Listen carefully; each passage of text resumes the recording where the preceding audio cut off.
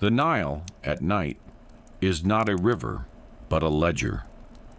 Its surface is black, glassy, inscrutable, a mirror in which the future is reflected only in hints. The ripple of a torch, the shadow of a barge, the slow eddy of silt that will one day choke the channels of empire. Alexandria's wharves glimmer with the dull gold of oil lamps, their light measured and rationed, as if illumination itself were a commodity to be weighed and balanced against the city's diminishing stores. Within the palace, polished stones, imported at the cost of 1,000 bushels, catch the flicker of flame, refracting it into corridors where silence is not peace, but calculation. The courtiers who wait here are not servants of a living sovereign, but auditors of an inheritance already mortgaged. Their eyes are hollow, their gestures slow and deliberate. Each word, each movement is a risk, a potential liability in a court where alliances are measured in drachmas and debts not in loyalty. Cleopatra re-enters this world as an accountant, not a queen. Her return from exile is not a restoration, but an audit. She moves through the antechambers and halls with a composure that is not serenity, but the discipline of someone who has learned that every gesture is recorded, every silence tallied. The air is thick with the scent of myrrh, and the unspoken knowledge that Rome, though absent, is the true auditor of every transaction. The sound of the city beyond, once a chorus of commerce and ritual, is faded, replaced by the soft scrape of papyrus scrolls, the measured footsteps of eunuchs, the quiet breathing of those who know that famine is not only hunger, but the slow subtraction of authority. Outside, the Nile continues its silent passage, the darkness drawing closer to the palace walls. The torches burn low, and in their dim reflection, the future is not a horizon but a narrowing corridor, each flicker a warning, each shadow a subtraction. The kingdom is already in arrears, and Cleopatra's first night is not a celebration, but a reckoning. Morning brings no restoration, only the resumption of calculation. In the council chamber, the air is dry and brittle, heavy with the scent of ink and dust. The grain ledgers are unrolled, their columns precise and pitiless. The chief scribe, a man whose hands are stained with indelible black, reads aloud the harvest figures. The yield is down, the reserves perilous. Each amphora in storage is not a symbol of abundance, but a unit of leverage to be wagered, withheld, or surrendered.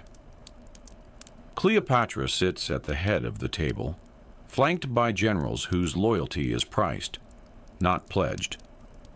Each officer's allegiance is a function of what can be promised: pay, land, and exemption from the next round of purges.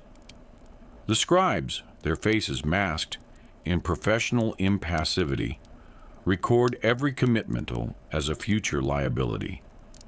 There are no confidants here, only creditors and claimants. The city's grain is Egypt's true currency. Rome's appetite is insatiable, its ships waiting at the docks as silent reminders of obligation. The annual tribute is not mere ceremony. It is the price of survival, the only guarantee that the legions will not cross the desert and install a more compliant debtor. Cleopatra's counselors debate the numbers with the detachment of morticians. To feed Alexandria, is to starve the provinces. To supply Rome is to mortgage next year's harvest. The calculus is pitiless, the options few. The council's conversation is conducted in a language of euphemism and omission. The generals speak of reorganization, but the reality is the disbanding of regiments whose pay cannot be met. The scribes discuss efficiency, but the result is the dismissal of stewards, the closure of temples, the reduction of public works. Each policy is an act of subtraction, disguised as reform. Outside, the city's markets are thinly attended. The price of bread rises in increments, each copper coin a silent protest. The people do not riot. They wait. Hunger is a slow teacher, instructing them in the futility of hope. Cleopatra's authority is not the mandate of a goddess, but the temporary indulgence of those who control the granaries. Even the rituals of rule are rationed. Audiences are shorter, proclamations fewer, the golden regalia worn only for the most necessary appearances. In private, Cleopatra's envoys meet with Roman agents, their negotiations conducted in the language of debt and default. Each concession, an additional shipment, a promise of loyalty, a favorable tariff, buys only a little time, never security. The Romans are polite, efficient, and implacable. They remind Egypt, with every clause and codicil, that sovereignty is not a birthright, but a credit line, one that can be called in at any moment. The administrative collapse is not visible, not yet. On the surface, the machinery of state continues to function. Taxes are collected, judgments handed down, festivals observed. But beneath, the foundation is eroding. The scribes know the truth, their ledgers recording the slow attrition of assets, the steady increase of obligations. Cleopatra presides over this process with the calm of necessity, her authority measured not in proclamations, but in the careful management of deficit and delay. Every negotiation subtracts a little more. Each alliance, each policy, each grain shipment is a transaction that mortgages the future for a moment's reprieve. The kingdom is not governed. It is administered in arrears. Exile is not a digression, but the curriculum of rule in a collapsing dynasty.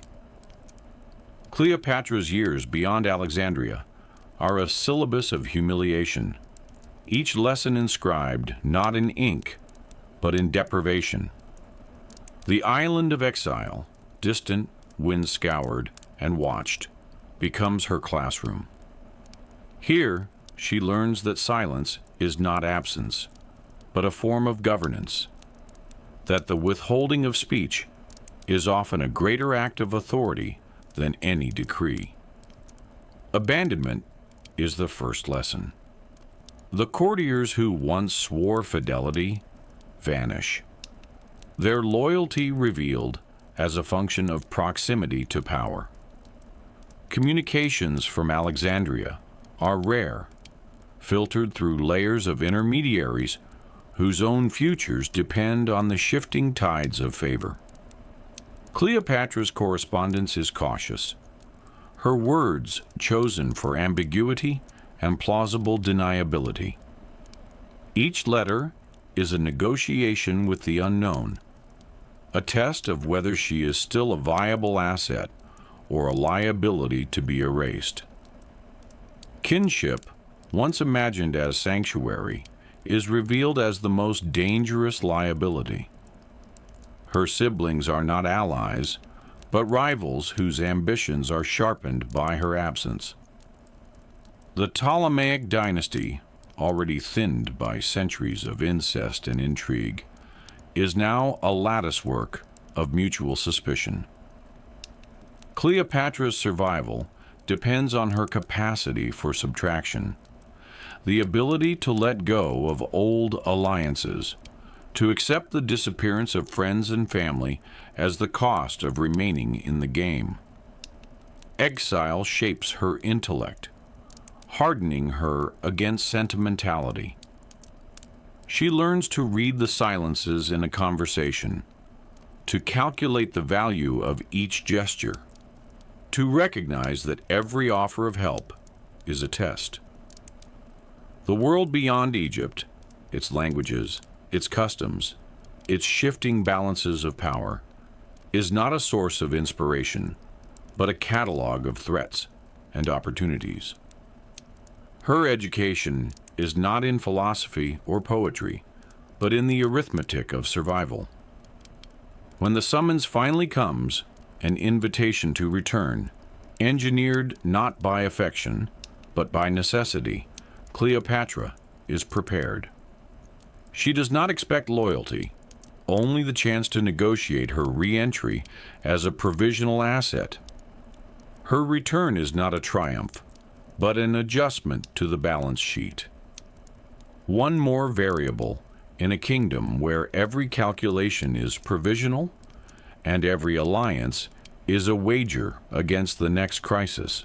Intimacy in Cleopatra's Alexandria is never private. It is a transaction, a credit line extended or withdrawn according to the exigencies of state. The arrival of Caesar, later Antony, is not a romantic episode, but a recalibration of risk and collateral. Caesar, the Roman proconsul, is not received as a lover, but as a negotiator whose presence can be leveraged against internal rivals and external creditors. Their first meeting is not a seduction, but a conference. Cleopatra calculates the terms of engagement. What can be promised? What must be withheld? What liabilities will be incurred? The birth of a child, Caesarian, is not a dynastic celebration, but the creation of a living bond, a piece of collateral whose value fluctuates with Rome's shifting priorities. Antony, when he arrives, is already a debtor in his own right.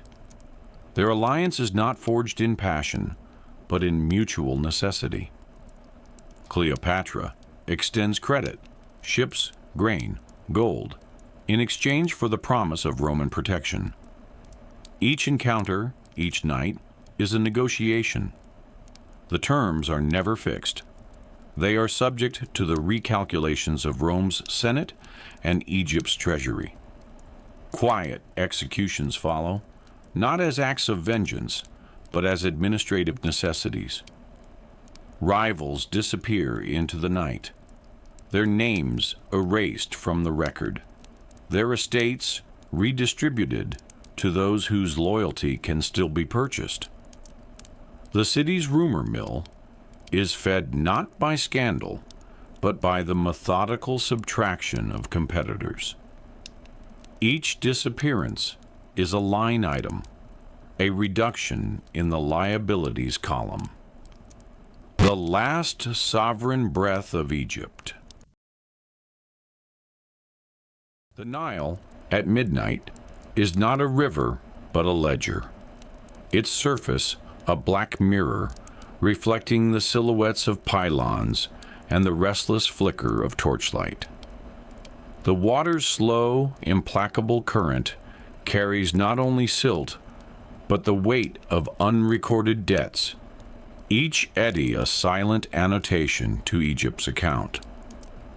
On the palace esplanade, polished stone absorbs the wavering gold of flame, rendering the night luminous yet cold, as if the city itself is under audit. Within the marble corridors, courtiers gather in the hush that precedes calculation. Their faces are drawn not by anxiety, but by the discipline of silence. Each knows that in this reign, words are rationed as strictly as grain. They study one another with the wary patience of those who recognize that every gesture is an entry in a ledger, every alliance a transaction to be weighed and reweighed. In the background, the measured steps of eunuchs and scribes echo against the stone, a metronome for the slow erosion of sovereignty. Alexandria's walls, once built to keep out invaders, now serve as a reminder of a city under surveillance.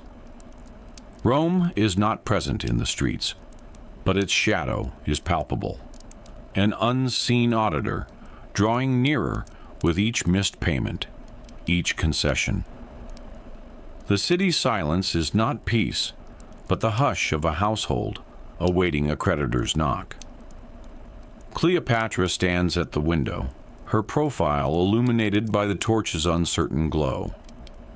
Her gaze is fixed not on the river, but on the darkness beyond it, on the invisible reach of Roman authority. Her robe, finely woven, is not a symbol of luxury, but of calculation. Every thread imported, every dye a line item in the kingdom's dwindling accounts. Behind her, the council waits, ready to be summoned, each member rehearsing the arithmetic of survival. Tonight, the question is not whether Egypt will endure, but how much of itself it must mortgage to buy another month, another season, another harvest. The Nile, indifferent and eternal, flows on, a silent witness to a kingdom balancing on the precipice of subtraction. The throne room, stripped of its former opulence, has become a counting house. Grain, not gold, is the measure of Egypt's fate. Each bushel inventoried, each storehouse sealed with the wax of 1,000 anxieties. The ledgers before Cleopatra are not ceremonial, but forensic. Columns of figures, notations of shipments, lists of Roman demands. The scribes' styluses scratch, not in hope of prosperity, but in the effort to forestall insolvency. Loyalty, in this climate, is a commodity. The generals who kneel before Cleopatra do so with eyes averted, their allegiance calculated in stipends and promised estates. The soldiers' rations are reduced by decree, but the reduction is dressed as policy, not necessity. Even the priests, once the arbiters of dynastic legitimacy, now look to Rome's envoys for sanction. Their prayers thin, their rituals shortened, their silence purchased with grain allocations.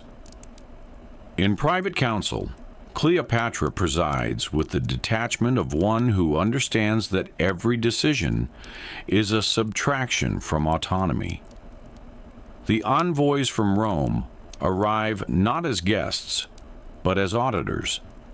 They review accounts, inspect granaries, and inquire after the health of the treasury with the clinical interest of creditors. Their presence is a daily reminder that Egypt's independence is conditional. Each negotiation a mortgage, each signature a lien on the future. The administrative machinery, once the engine of empire, grinds on in ritualized inertia. Decrees are issued to mask the depletion of resources.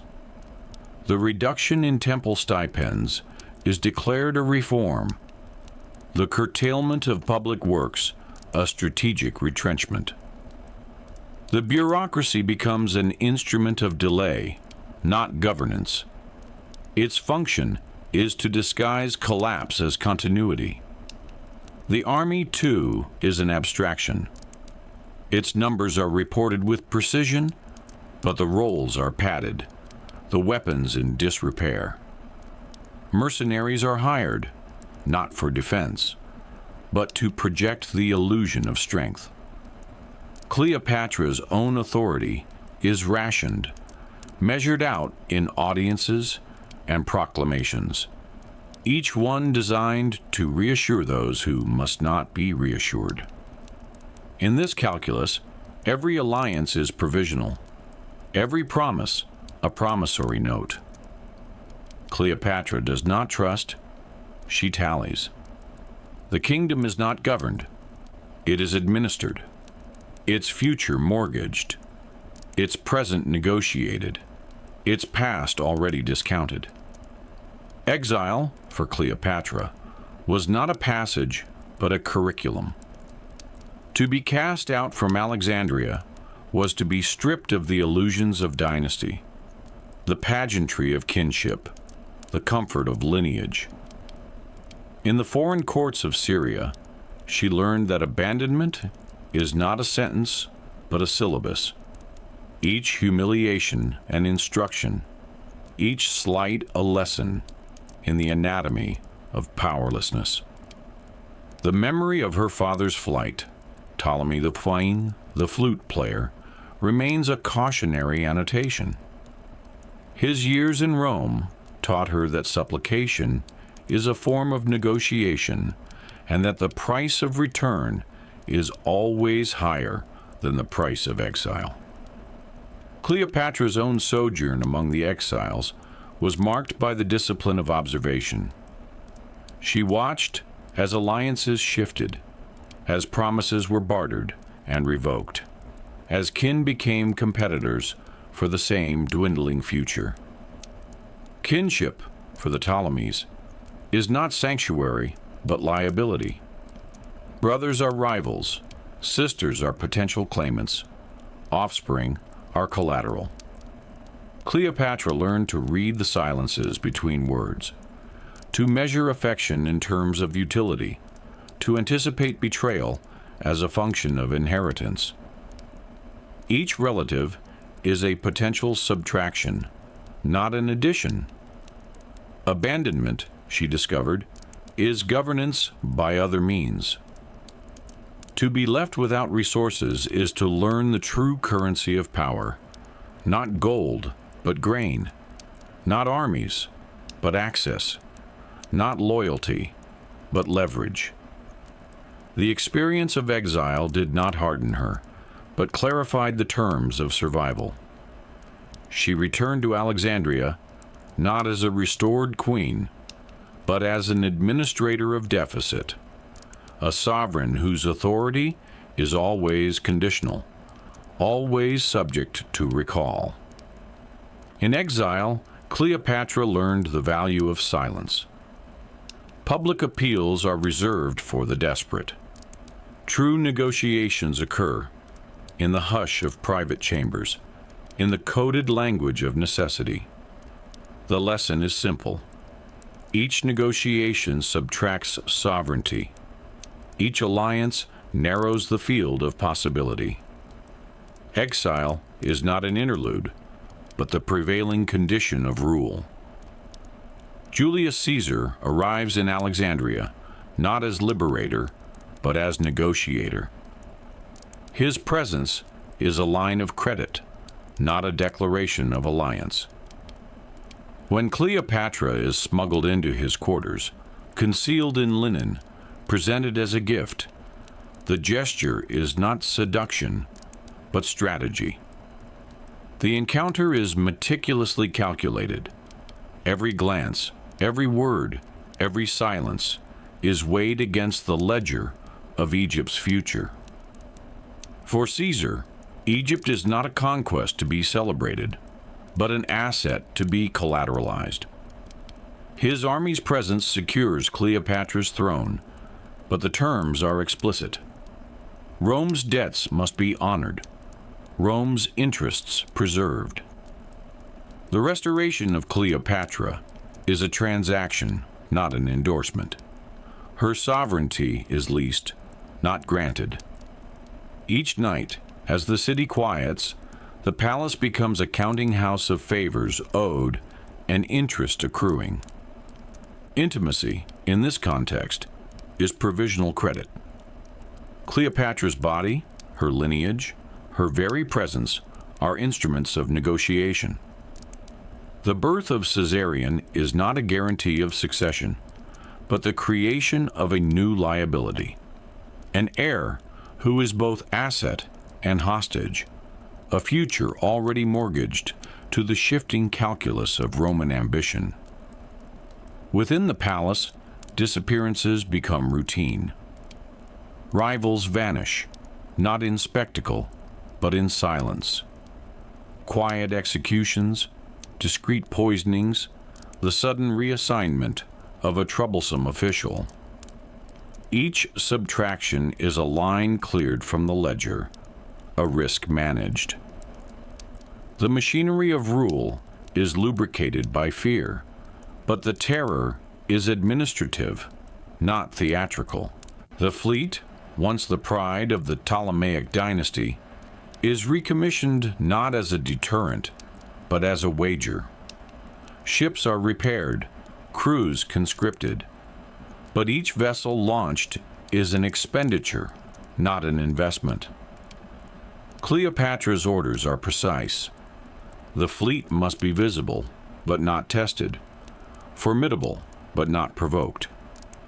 It is deterrence as theater, not policy. Caesar's guarantees are transactional, his affection a form of political liquidity. Each promise is conditional, each favor a loan to be repaid in grain, in taxes, in silence. The alliance is not a union, but a ledger, every intimacy recorded, every concession amortized. Cleopatra's position is stabilized, but only temporarily.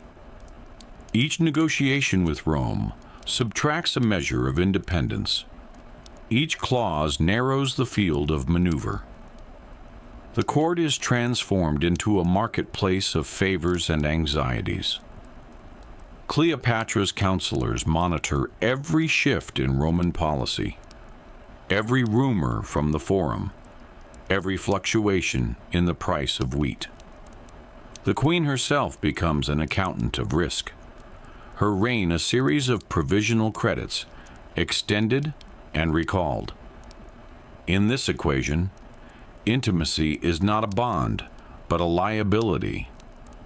The future is not secured, but deferred, each transaction postponing collapse, never averting it. The last sovereign breath of Egypt. Chapter 3. Dynastic void, the brother's end, the Nile, unyielding and ancient, flows in the darkness, its black surface a ledger of centuries, reflecting not only the torches burning along the palace colonnades, but also the silent arithmetic of a dynasty in terminal decline. The river's eddies, slow and implacable, carry with them the memory of harvests and famines, of pharaohs enthroned and dethroned, of debts written and rewritten in the silt. Tonight, its waters mirror a premonition, not of sudden violence, but of a narrowing so absolute that it leaves no residue of hope. Within the palace, the marble floors are polished to a faultless sheen, each torch's flame refracted in geometric precision, as if the building itself is a counting house rather than a home. Courtiers draped in linen and gold move with the measured tread of those who know that every gesture is observed, every silence entered in some invisible account.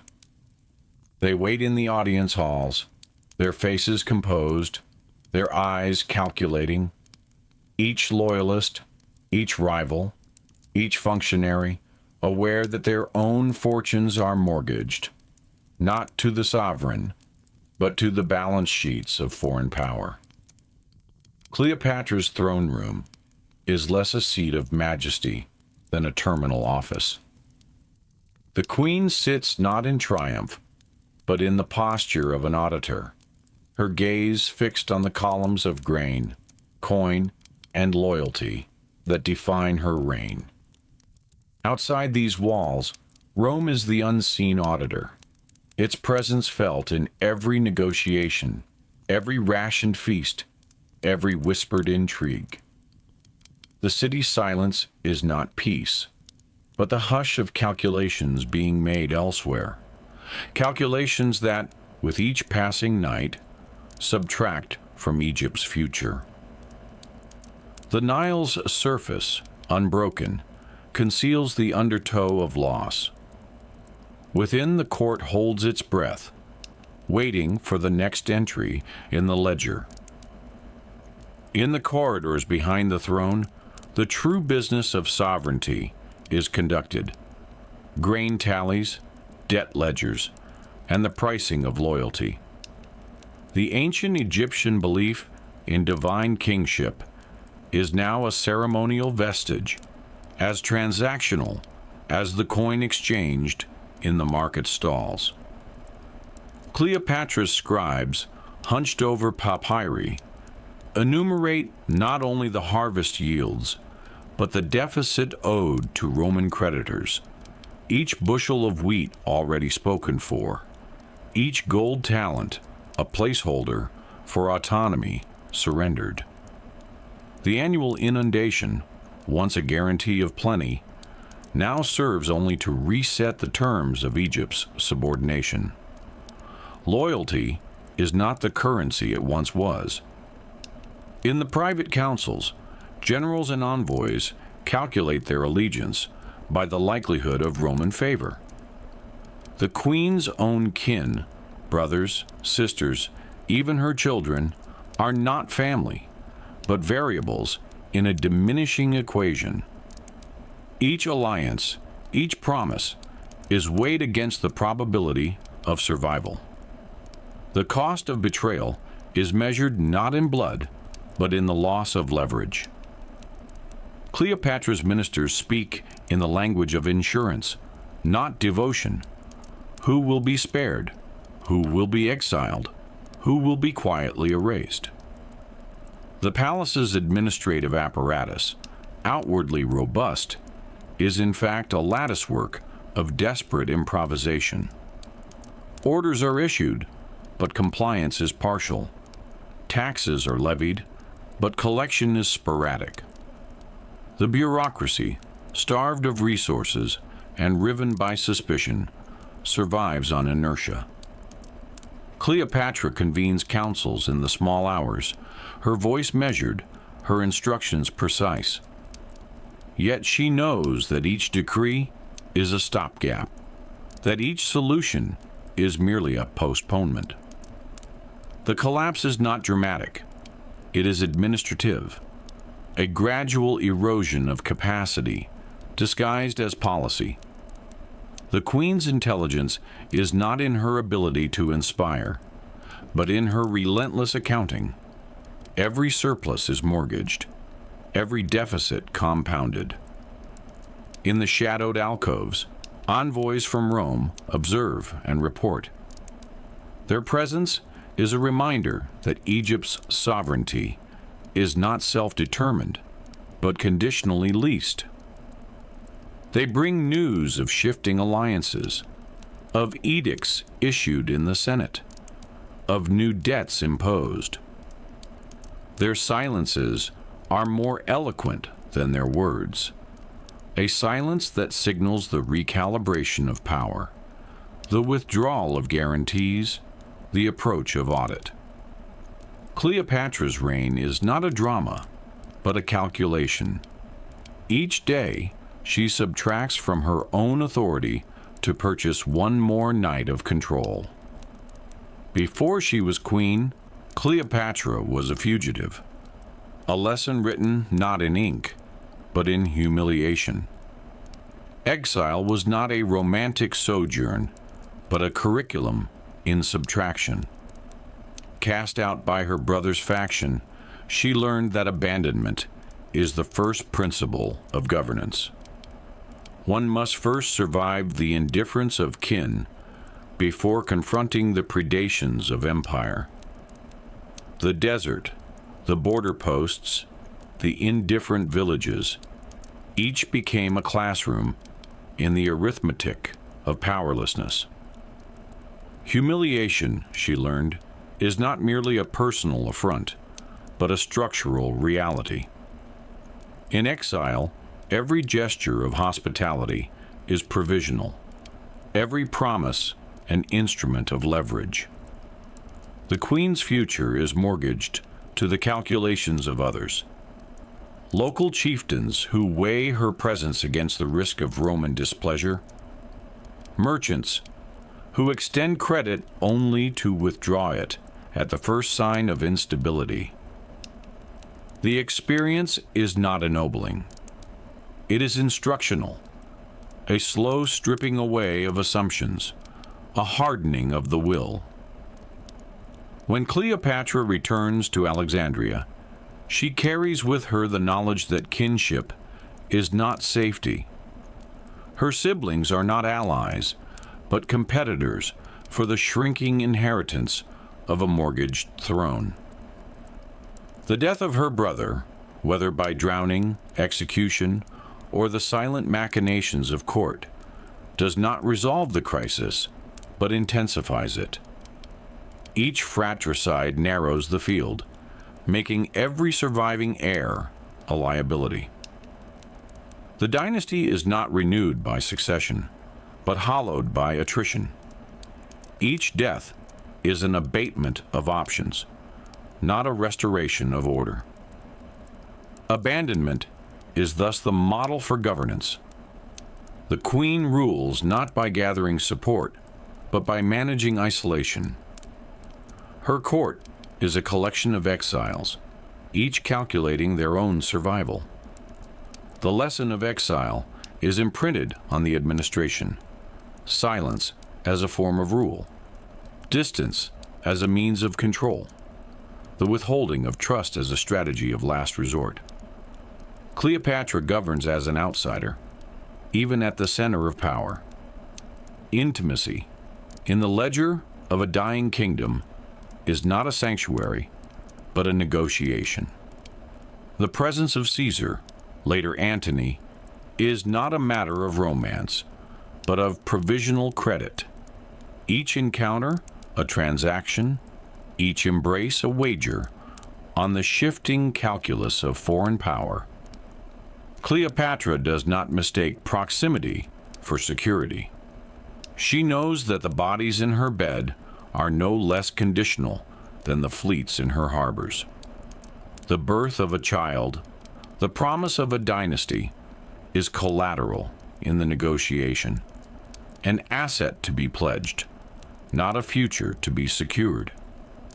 Caesarion, her son by Caesar, is a living guarantee, a pawn to be invoked in treaties, but also a liability.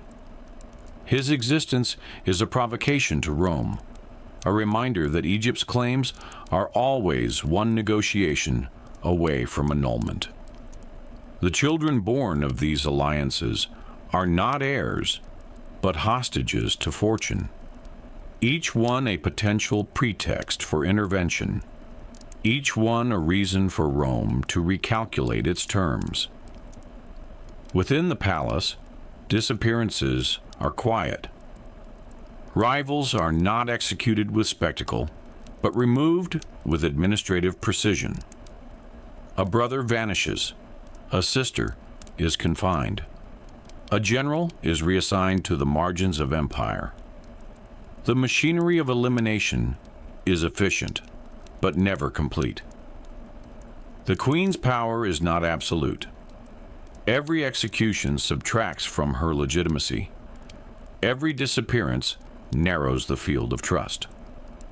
The court becomes a zone of negative space, populated by absences as much as presences.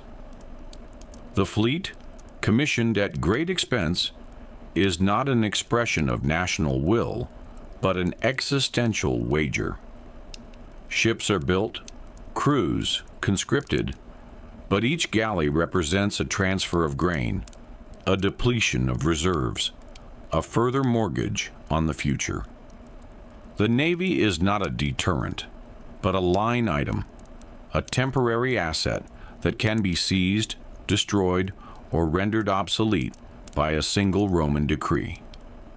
Cleopatra's strategic instruments, army, treasury, grain stores, are not symbols of sovereignty, but tools for negotiating its gradual liquidation. The Queen's intimacy with Rome's men is thus a form of debt service. Each alliance dissolves the moment Rome recalculates its interests. The transactions are never concluded. Their terms are always subject to revision.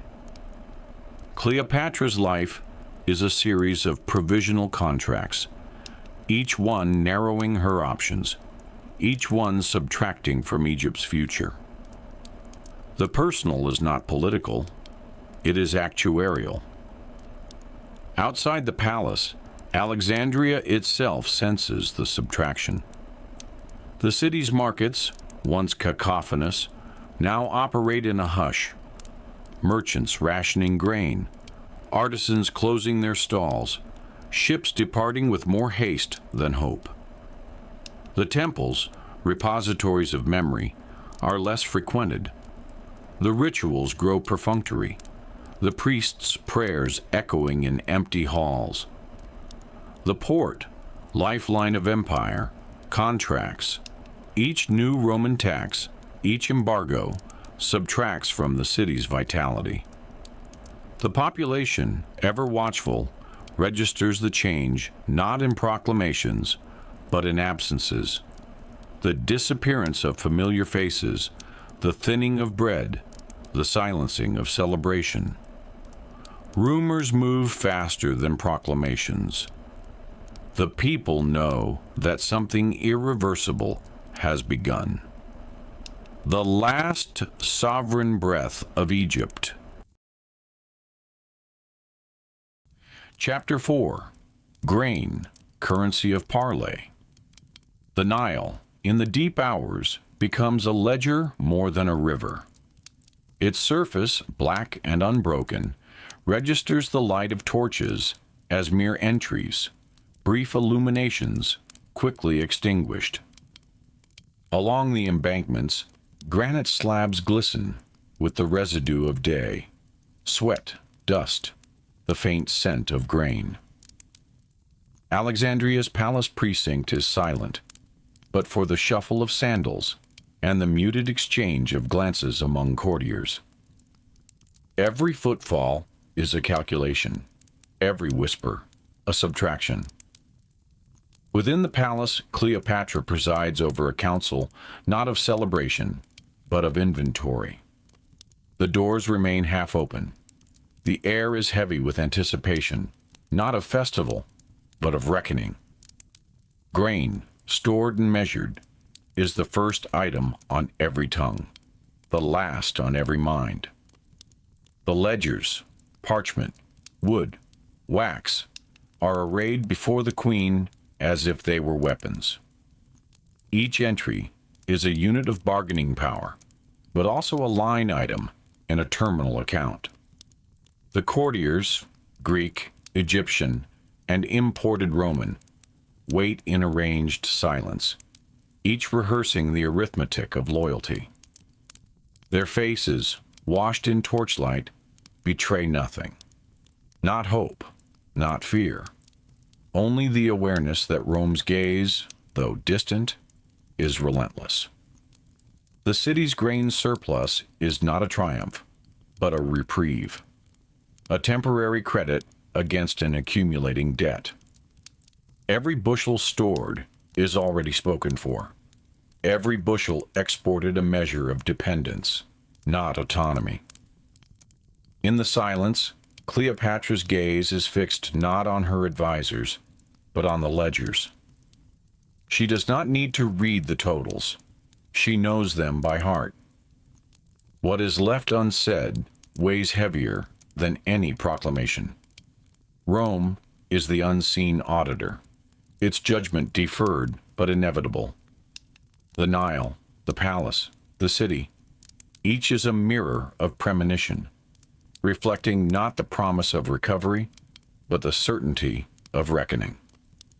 By morning, the council chamber is transformed into a counting house. The grain administrator, a man whose name is forgotten, but whose calculations are law, recites the numbers with the slow cadence of ritual.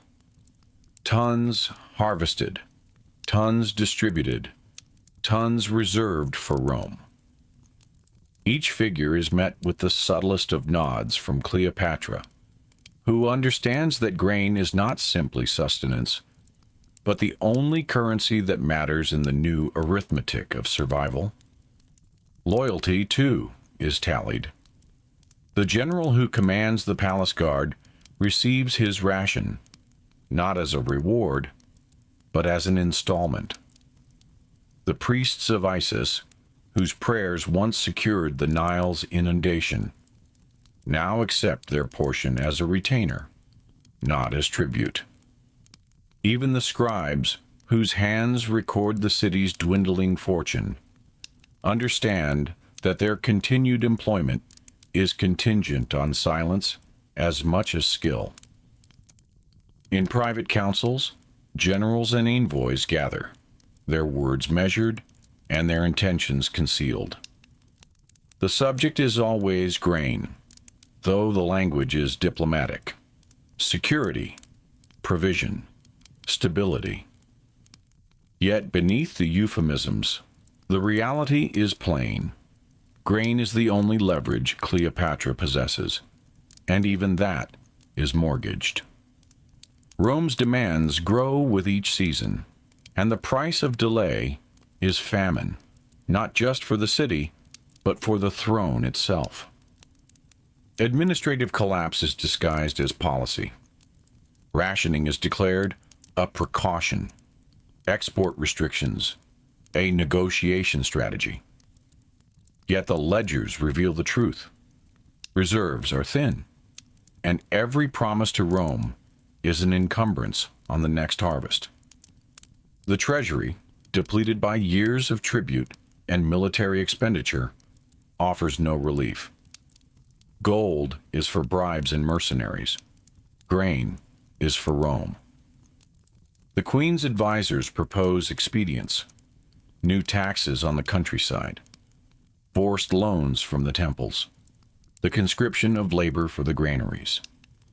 Each measure is a subtraction, not an addition. The countryside is restless, the priests sullen, the laborers exhausted. Yet Cleopatra persists, not out of hope, but from the recognition that the calculus of power is unforgiving.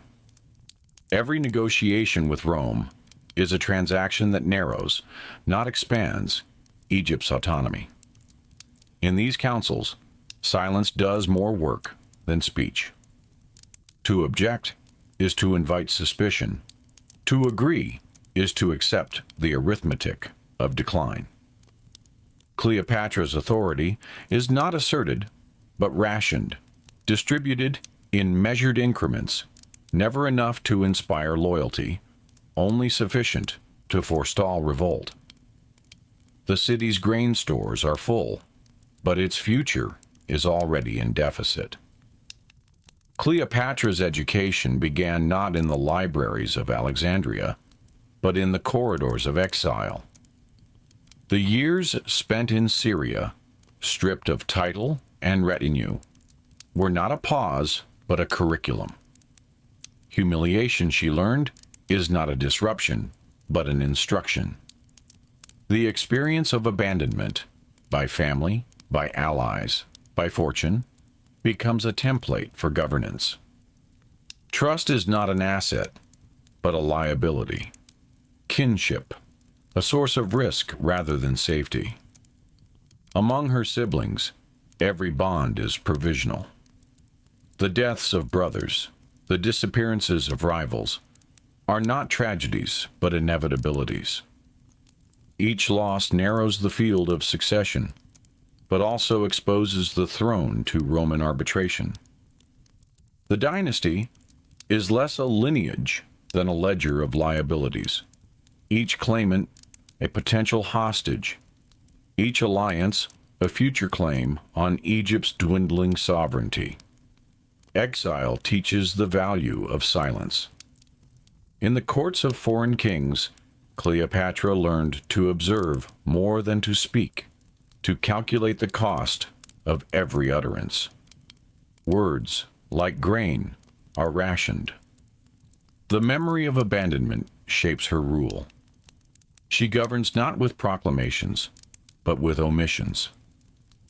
What is left unsaid is more binding than any decree. The city, too, is marked by this pedagogy. Alexandria's citizens, once accustomed to spectacle and largesse, now experience governance as absence. The festivals are fewer, the distributions sparser. Cleopatra's rule is not one of abundance, but of managed scarcity. The lesson of exile is clear. Survival requires subtraction, not expansion. Kinship, once the foundation of dynastic rule, is now a source of perpetual anxiety. Heirs are not guarantees, but collateral, tokens to be deployed in negotiations with Rome, never secure, always at risk of liquidation.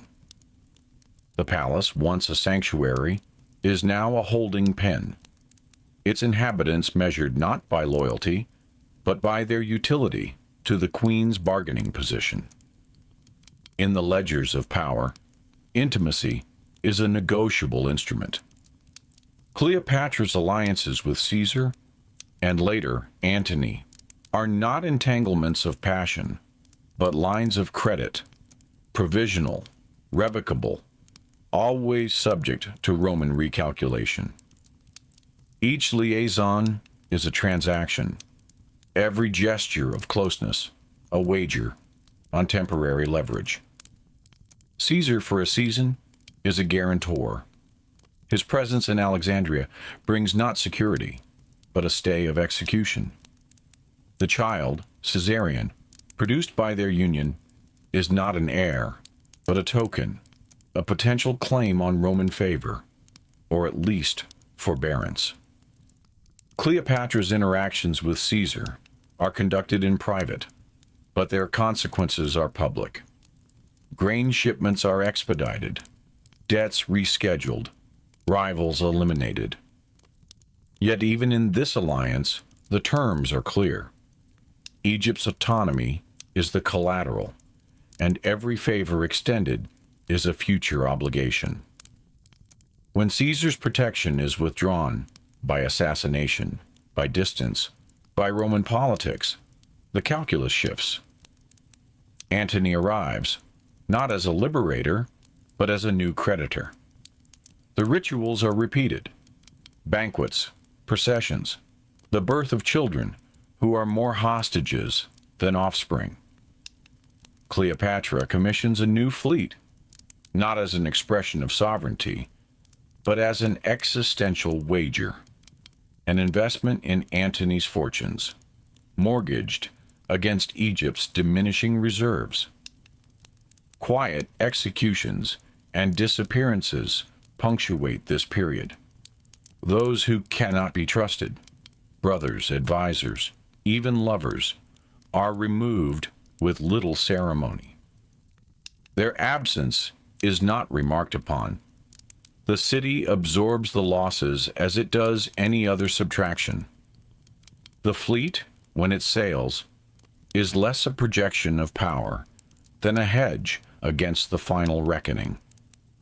Each ship represents grain, withheld from the populace, funds diverted from the treasury, labor conscripted from the fields. The gamble is explicit. A victory at sea might restore leverage, but the cost is already irretrievable. In these transactions, Cleopatra's intimacy is never uncalculated. Every gesture is a negotiation, every alliance a temporary expedient. The children born of these unions are not heirs in the traditional sense, but collateral, living guarantees to be offered, if necessary, to Rome.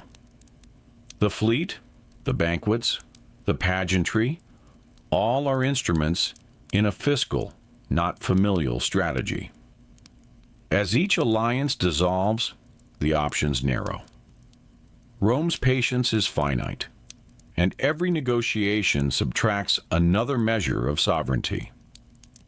Alexandria, once the beating heart of the Mediterranean, grows quieter with each season. The markets, once riotous with voices and colors, are subdued. The grain that once overflowed the storehouses is now measured in careful increments, each sack accounted for, each shipment scrutinized.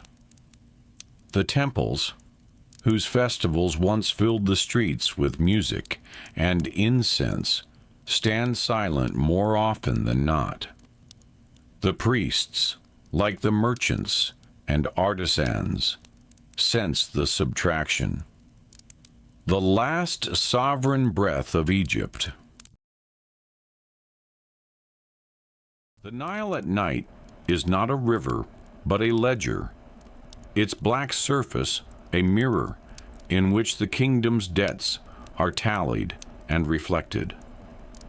Moonlight and torchlight trace silent figures across the palace's polished stones, their footsteps echoing with the weight of accounts unpaid. In Alexandria's inner sanctums, the scent of oil and papyrus hangs heavy. Courtiers cluster in shadows, faces pale and unreadable, each gaze a private calculation. The Queen's audience chamber is not a seat of command, but a counting room. Every word, every gesture weighed against the invisible but inexorable presence of Rome, the ultimate auditor. Caesar's assassination in a distant city detonates through the marble corridors, not as a cry, but as a subtraction, the soundless removal of a guarantee. The treaties, the favors, the whispered assurances, each unravels in the silence left by his absence. Cleopatra's throne, never more than an annuity on Rome's patience, is now an orphaned asset, its future foreclosed. The Queen, veiled in indigo and gold, moves among her counselors with the stillness of one who knows that movement will not alter the sum. There is no mourning, only recalculation. The torches flicker on the faces of generals and scribes, illuminating the blankness of their expectations. Some look to her for instruction. Most look inward, measuring what can be salvaged. The Roman envoys, once partners in negotiation, now wait with the impassivity of creditors. Their silence is more eloquent than any threat. Outside, the Nile flows past, indifferent to dynasties and decrees. Inside, the ledgers remain open, awaiting the next entry. The night is long, and each hour subtracts another certainty. The Queen's kingdom has become a balance sheet, assets mortgaged, liabilities mounting, sovereignty reduced to a column of diminishing options. The morning after Caesar's death is not marked by public grief, but by the private arithmetic of survival. In the counting houses of Alexandria, grain is weighed not in baskets, but in promises. Each measure of wheat is already spoken for, pledged to Roman garrisons, to mercenary captains, to creditors whose ledgers stretch from the Delta to the Capitoline Hill. The treasury's gold is a fiction, its reserves calculated in advance against the next installment due to Rome. Egypt's surplus, once the envy of empires, is now a retainer's wage, spent before it is harvested. In the palace, Cleopatra convenes her council. The table is crowded not with allies, but with auditors. The generals speak of loyalty, but their voices betray the price. Each man's devotion is indexed to the stability of his stipend, the certainty of his land grants, the likelihood of Roman favor. The queen listens, her silence instructive. In Egypt, loyalty is not assumed. It is leased, renewed with every payment, and revoked at the first sign of insolvency. The scribes bring their scrolls, grain tallies, troop rosters, lists of ships in half repair. The numbers are precise, but the reality behind them is eroding. The army's ranks are swollen with foreign mercenaries, their contracts denominated in gold the treasury does not possess. The navy is a ledger of hulls and oars, but each trireme is a wager on a future that grows less probable by the day. The envoys arrive, their requests couched in diplomatic euphemism, assurances of continued support, clarifications of treaty terms, reminders of obligations outstanding. Each negotiation is a subtraction, not an addition. Each concession mortgages another fragment of sovereignty. Policy becomes the art of disguising collapse. The queen issues decrees, grain shipments to Rome, bonuses for the army, taxes remitted in the provinces. But these are not acts of strength. They are measures to forestall default, to postpone the moment when Egypt's deficits become visible. The administration, once a machine for extracting and distributing wealth, now exists to manage decline. The bureaucracy grows more elaborate, its rituals of record-keeping and proclamation, masking the fact that less and less is left to administer. In private, Cleopatra's counselors speak of opportunity. Rome is divided, its leaders at odds, its attentions distracted.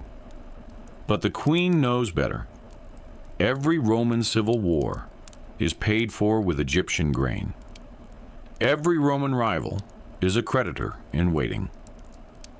The queen's choices are not between autonomy and subjugation, but between forms of dependency.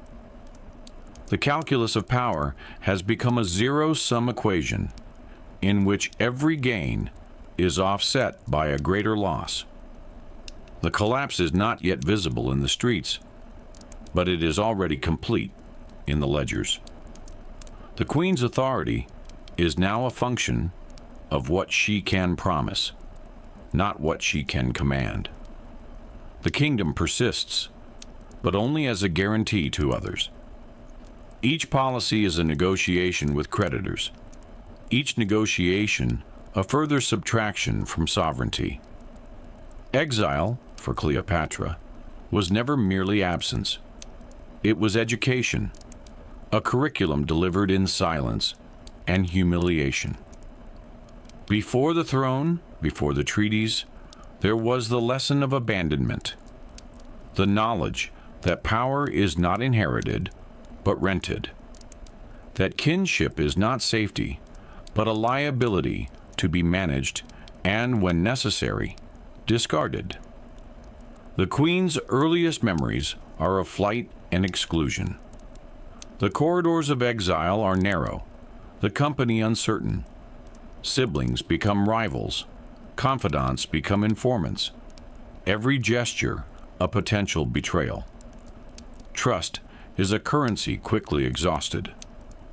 In the years spent beyond Alexandria's walls, Cleopatra learned to read the language of omission, the message in averted eyes, the verdict in a withheld invitation, the sentence in a sudden silence. She learned that governance is not the exercise of will, but the management of absence. Humiliation is the first instructor. To be denied the throne is to understand its conditionality. To be passed over is to see the shape of power's true economy. Who is included? Who is excluded? And on what terms? The protocols of court life, so elaborate, so ornate, reveal themselves as mechanisms for controlling access. The Queen's return to Alexandria is not a restoration, but a probation. Every gesture of welcome is provisional. Every oath a test of utility. Kinship in the Ptolemaic house is a form of collateral. Brothers and sisters are not allies, but liabilities, potential claimants whose existence must be hedged against, whose ambitions must be anticipated and, when necessary, neutralized. The family is a ledger of risks, not a reservoir of loyalty. Abandonment becomes the model for governance. The Queen rules by exclusion, by knowing who must be kept close, who must be sent away, who must be erased. Each act of mercy is a calculation. Each act of severity, a lesson from exile. The curriculum is never complete.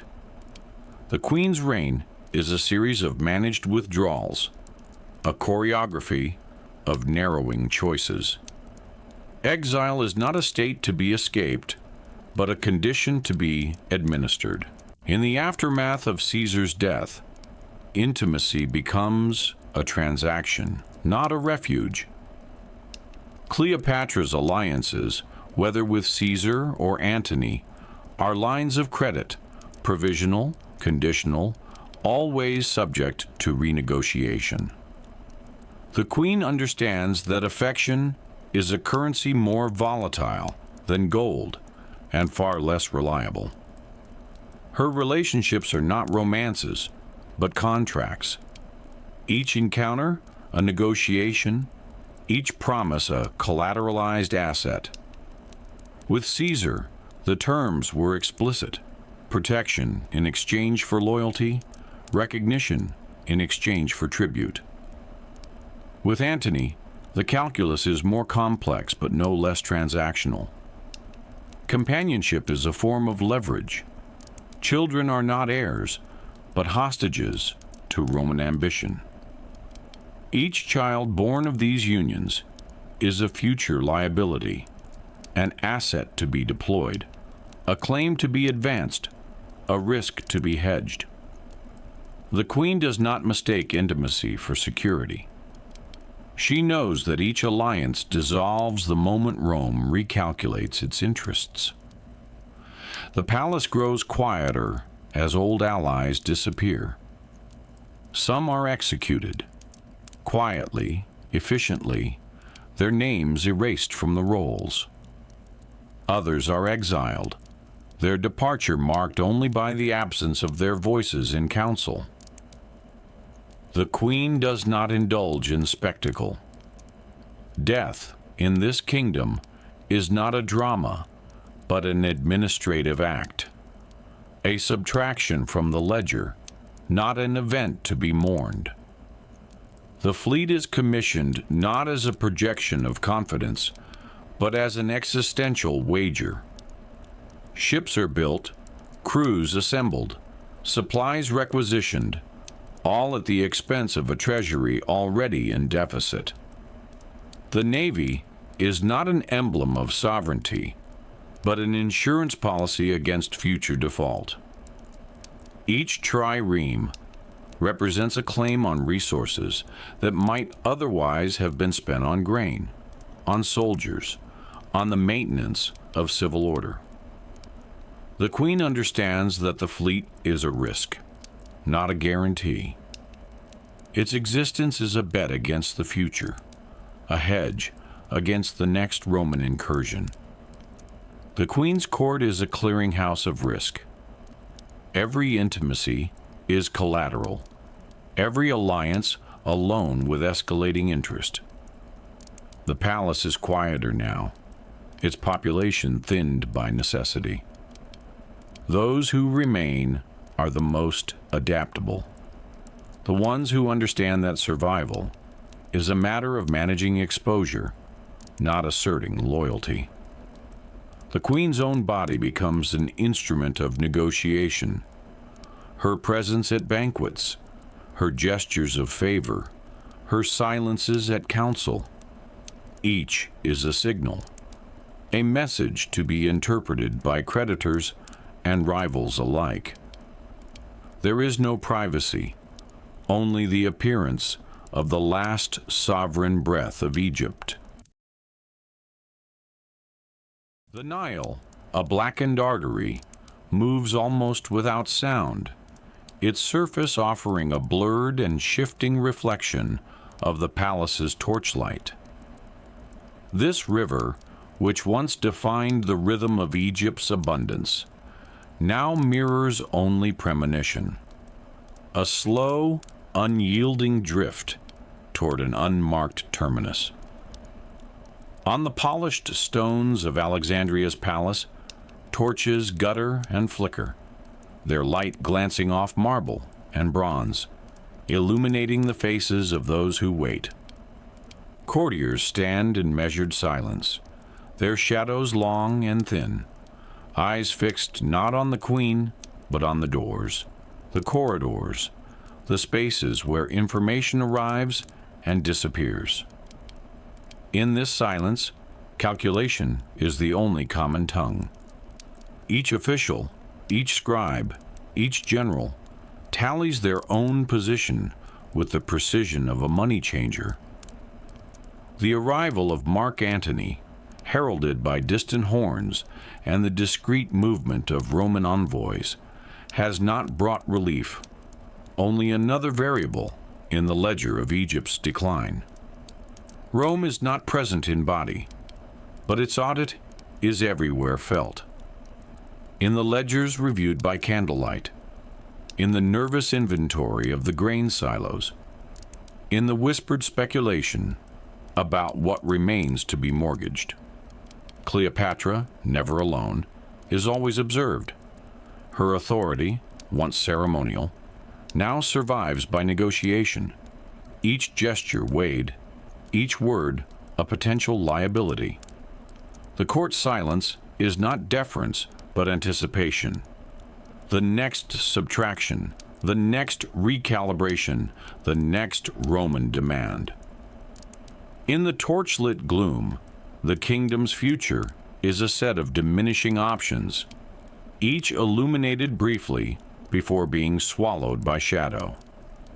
The grain stores of Egypt, once a symbol of imperial certainty, are now the principal ledger by which all power is measured. Each bushel is counted, not as sustenance for the people, but as collateral for Rome's forbearance. The annual flood has been generous, but the surplus is already spoken for, tallied against debts incurred by previous alliances, wars, and bribes. Grain, more than gold, is the currency of Parley, the only offering Rome will honor, the only guarantee that can be renewed. Within the palace, Cleopatra presides over councils that are neither public nor secret, but something in between, a choreography of generals, scribes, and foreign envoys, each representing a different creditor or threat. The language is technical, the tone subdued. Loyalty is not presumed, it is priced. Each officer's allegiance is secured by favor, each administrator's silence by the promise of future payment. The treasury is not a reserve, but a revolving door. Silver and wheat flow out as quickly as new obligations arrive. Egypt's fiscal horizon is not one of growth, but of managed depletion. Administrative collapse is disguised as policy. New decrees are issued, not to govern, but to postpone the reckoning. The bureaucracy is a mechanism of delay, a way to distribute the pain of loss without admitting its inevitability. Tax collectors are instructed to be lenient, then harsh. Grain quotas are relaxed, then doubled. Each change is justified as adaptation, but it is only erosion, one more concession to the mathematics of survival. Antony's arrival is not a rescue, but a recalibration. His legions, quartered on the outskirts of the city, are both an asset and a liability. They require grain. They provide temporary deterrence. Their presence allows Cleopatra to renegotiate some debts, to demand new concessions from the local aristocracy, to reprice the loyalty of her own officers. But every negotiation subtracts autonomy. Each agreement with Antony is a mortgage on the future, secured by Egypt's shrinking reserves. The palace is quieter now. The corridors are patrolled by new faces, Roman officers, Egyptian guards loyal to Rome's gold. The old certainties are gone. The only reliable metric is subtraction, of grain, of silver, of sovereignty. The calculus of power is no longer about what can be gained, but about what can be preserved, and for how long. Exile, for Cleopatra, was not merely a period of absence, but the curriculum of survival. Her formative years, spent in Syria and other foreign courts, taught her that humiliation is instruction and abandonment, a model of governance. She learned to read the intentions of those who offered shelter, to recognize that every kindness was a transaction, every host a potential creditor. In this pedagogy, kinship was not safety, but liability. The Ptolemaic bloodline, already thinned by generations of incest and intrigue, offered no sanctuary. Brothers and sisters were not confidants, but rivals, each calculating their own proximity to power, each capable of betrayal. The family became a court of auditors, each member keeping their own ledger of slights and debts. Abandonment was not an exception, but a rule. The lesson was clear. Silence is safer than allegiance, and every alliance is provisional. Cleopatra's return to Alexandria was not an act of reclamation, but of negotiation. Her throne mortgaged to those who had the power to restore her, her authority contingent on debts she could never fully repay. This education in exile shaped her governance. She ruled not by asserting continuity, but by managing rupture. Every decree was provisional, every promise hedged. The court was a collection of exiles, each with their own history of abandonment, each skilled in the art of survival by subtraction. In this climate, hope was not a strategy. Calculation was. Intimacy, in Cleopatra's world, is never personal. It is actuarial, a transaction denominated in risk and reward. Caesar had been the first major creditor, his favor purchased with grain, gold, and the birth of Caesarion, a son who was less an heir than a living bond, his existence collateral for temporary Roman indulgence. That guarantee, like all credit, expired with Caesar's death. Antony arrives as a new line of credit, his presence negotiated in the language of mutual necessity. The banquets, the processions, the calculated displays of splendor, all are instruments of negotiation, not seduction. Children born of this union, Alexander Helios, Cleopatra Selene, Ptolemy Philadelphus, are not dynastic investments, but chips in a game whose rules are set in Rome. Their futures are not assured. They are leverage, hostages to fortune. Disappearance becomes a tool of governance. Rivals, suspected traitors, even inconvenient kin vanish quietly, their fates unremarked by official proclamation. The court learns that silence is the only guarantee of survival.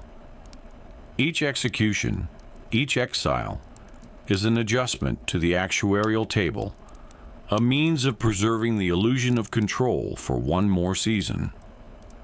The fleet, commissioned, provisioned, and paraded for Antony's inspection, is not a statement of Egyptian strength, but an existential wager. Ships are built, crews recruited, grain diverted from civilian stores to naval supply. Every oar, every hull, is a subtraction from the city's reserves, a bet placed on Antony's capacity to counterbalance Rome's shifting priorities. Yet the fleet is never truly Egyptian. It is a hybrid, its loyalty as divided as its command. The negotiations are endless. Each audience with Antony is a recalibration of risk. His promises are provisional, his threats implicit. Cleopatra trades not love, but leverage, not hope, but the illusion of agency. In private, the arithmetic is relentless. How many more bushels can be spared? How many more officers can be bought? How many more months can sovereignty be deferred? Children become collateral, not heirs. Their names are inscribed on treaties, their futures mortgaged to alliances that dissolve the moment Rome recalculates. The intimacy Cleopatra offers is not affection, but credit, extended, renegotiated, and ultimately recalled. The city, once a theater of abundance, now contracts inwards. Alexandria's markets, where merchants once shouted prices over the din of commerce, are subdued. The flow of goods slows. The port, once choked with grain barges and foreign ships, is quieter, its traffic reduced to the essentials of tribute and provisioning.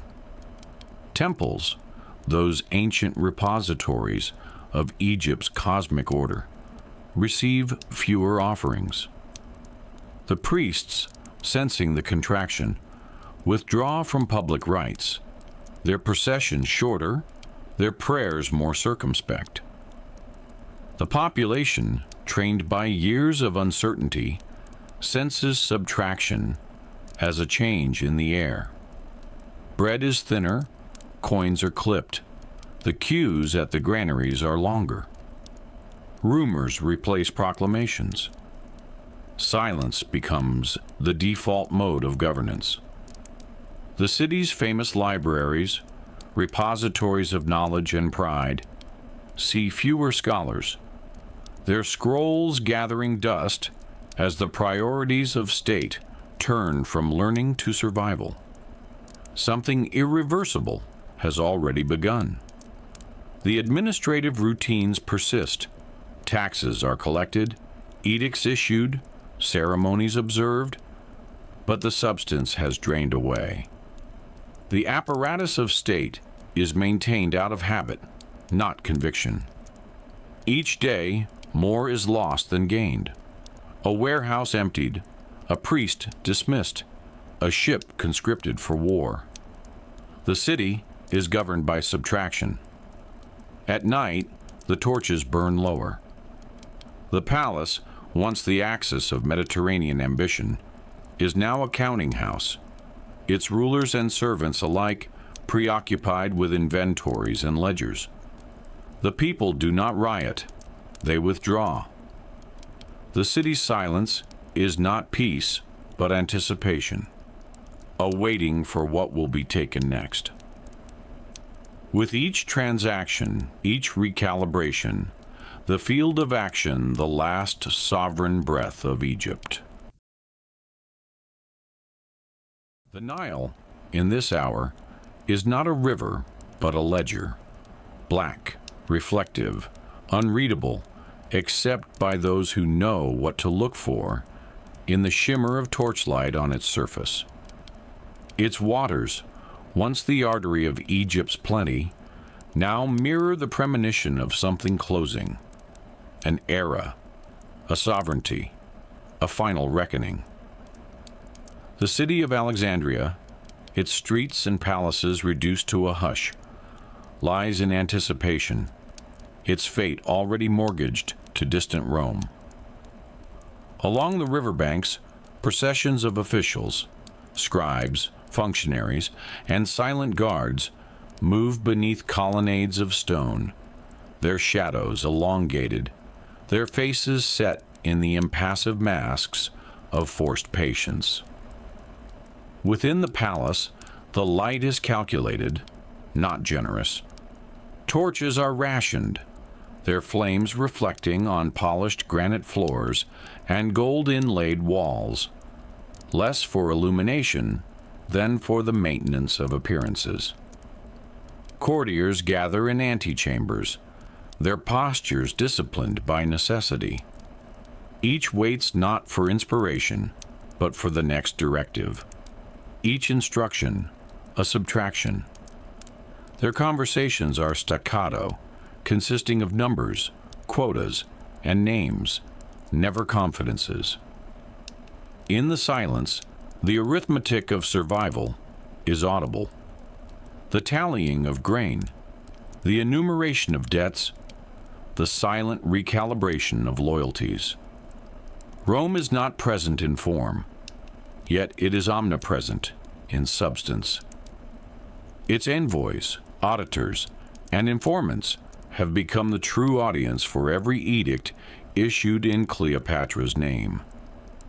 Each policy, each decree, is drafted with a ghostly Roman signature already inscribed. The anticipation is not of war, but of audit. Alexandria's rulers are not merely watched, they are measured, weighed, and found perpetually wanting.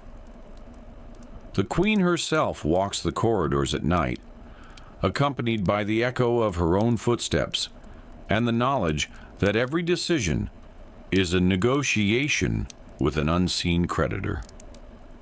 The Nile's currents, once the measure of Egypt's seasons, are now a metaphor for time running out, each ripple a reminder that the kingdom's future is already accounted for elsewhere.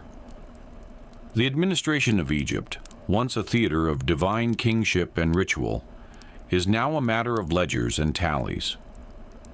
The true currency is not gold, nor the iconography of gods, but grain, measured, stored, and dispatched under the unblinking scrutiny of Roman expectation. Each bushel is a unit of compliance, each shipment a temporary stay of execution. The granaries are no longer symbols of abundance, but of dependence. Their inventories are cross-referenced with debts owed, and every surplus is earmarked for export, not recovery. Every act of governance is a calculation.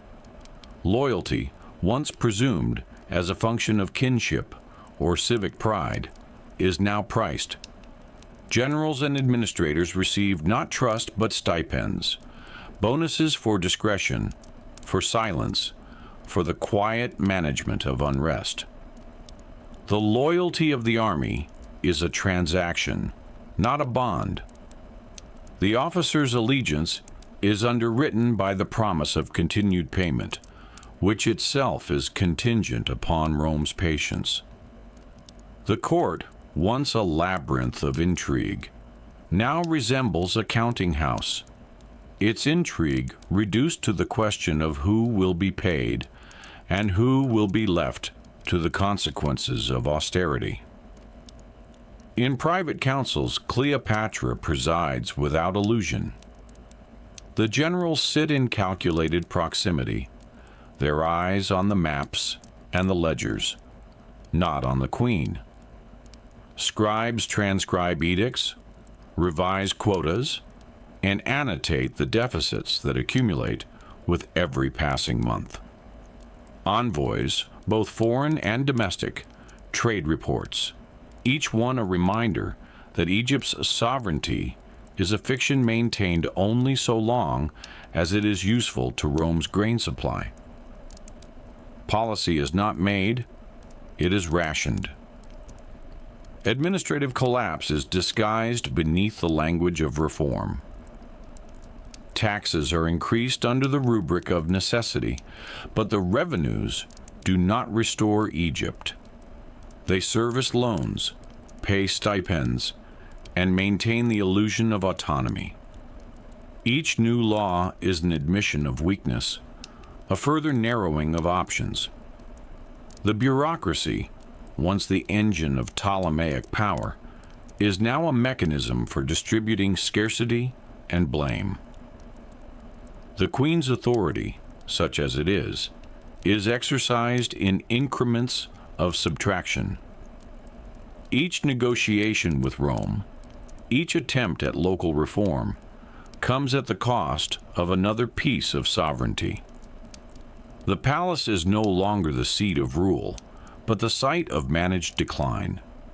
The language of power has shifted, from proclamation to petition, from command to concession. Exile, for Cleopatra, was not merely a period of absence, but an education. The years spent in Syria, observing the collapse of alliances and the indifference of distant powers, provided a model for governance under conditions of abandonment. Humiliation was not an aberration, but the curriculum, to be disregarded, to be left without recourse, to understand that kinship is a liability rather than a guarantee of safety. This lesson is now institutionalized. The palace, once a sanctuary for the Ptolemaic line, has become a place of suspicion and surveillance. Siblings are watched, not embraced. Every cousin, every child, is a potential claimant, and therefore a potential threat. The Queen's own children are hostages to fortune, their names invoked in negotiations, but their futures mortgaged for the sake of temporary alliances. Abandonment is now a tool of governance. Officials who fail are not executed, but exiled, sent beyond the city, their fates left ambiguous, their silence more useful than their loyalty. The absence of protest is interpreted as stability, but it is only the quiet of exhaustion. The population has learned to expect nothing from the palace except withdrawal. Withdrawal of subsidies, withdrawal of protection, withdrawal of explanation. Kinship, once the foundation of dynastic continuity, is now a source of vulnerability. Cleopatra's own brothers are gone, their deaths not mourned but noted as necessary reductions. Her son, Caesarion, is a cipher, valued as a bargaining chip, but never as an heir. The dynasty persists only as a series of names on a document, each one a reminder of what has been lost and what must soon be surrendered. Exile, then, is not an exception but the rule. It is the intellectual shaping of a kingdom in retreat, the psychological preparation for a future in which every connection is provisional and every loyalty is subject to revocation. The alliances with Caesar and later with Antony are not romances, but lines of credit, provisional, revocable, subject to the yield of each season's grain, and the recalculation of Roman priorities. Cleopatra, far from seductress or sovereign lover, is a negotiator in a market where affection is priced according to the political climate. The relationship with Caesar was a transaction. Egypt's autonomy exchanged for the illusion of protection. Her presence in Rome, a spectacle designed to remind the Senate of Egypt's utility, not its independence. The child, Caesarion, was not a promise of dynastic renewal, but a pawn. His existence useful only so long as it complicated Rome's calculations. When Caesar was murdered, the credit line was revoked. The guarantees expired overnight, and Egypt reverted to its default position, exposed, indebted, and increasingly irrelevant. With Antony, the calculus repeated itself. The banquets and processions, the children born of their union, the fleets commissioned, and the gifts exchanged. Each was a ledger entry, not a declaration of love. Antony's presence in Alexandria was an investment, his support a wager on the possibility of counterbalancing Octavian's rise. Cleopatra's intimacy was collateral, her body and her children mortgaged for the sake of another season of autonomy. The disappearances began quietly. Generals who questioned the wisdom of Antony's favor were removed, sometimes assassinated, more often exiled to the margins, their positions filled by those whose loyalty was measured in silence. The palace became a site of managed purges. Executions were rarely public, but the effect was cumulative. Each removal was another subtraction, another narrowing of the circle around the queen. The fleet, commissioned at great expense, was not a symbol of resurgence, but an existential wager. Its construction drained the treasury. Its manning depleted the ranks of able men. Its maintenance depended on continued grain exports to Rome. The ships themselves were less instruments of war than promissory notes. Each hull a bet on the possibility that Antony could hold the line against Octavian's encroachment. When the fleet sailed, it was not in triumph, but in deficit. Every oar stroke a measure of resources already spent. Every command a reminder that Egypt's future was being leveraged against a war it could not afford. Intimacy, in this context, is not an escape, but a transaction. Cleopatra's alliances dissolve the moment Rome recalculates its interests. The children she bears are not heirs, but collateral, tokens of a bargain that is renegotiated with every shift in the balance of power. The queen's personal life is not her own. It is an extension of the kingdom's declining credit. A series of provisional arrangements, each one hastening the erosion of sovereignty. The last sovereign breath of Egypt. The Nile, in late summer, is a mirror of foreboding. Its surface, black and unbroken, reflects only the faintest suggestion of starlight and the cold geometry of Alexandria's walls. On the riverbank, torches flicker, their flames doubled on the polished stone of the palace colonnades. The light is precise, not generous.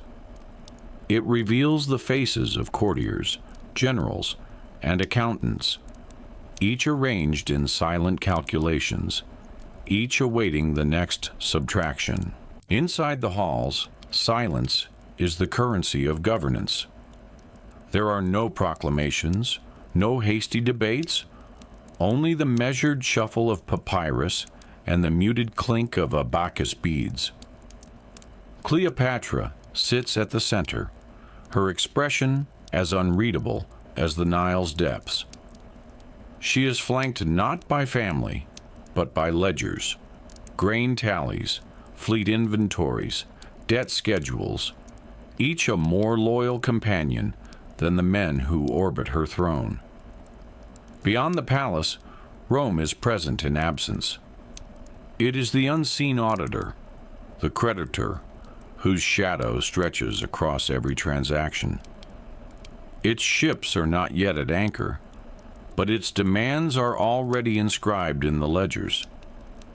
The city's silence is not peace, but the pause before the final reckoning. Within these walls, the night is not a respite. It is a ledger's closing. Each torch extinguished a line drawn under another deficit, each whispered report a quiet subtraction from what remains.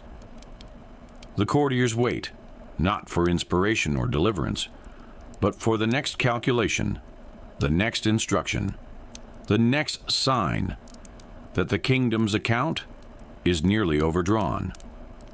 In the antechambers, the calculus of power is rendered in grain, not glory. Egypt's storied fertility is now measured in bushels, each one tallied against obligations to Rome.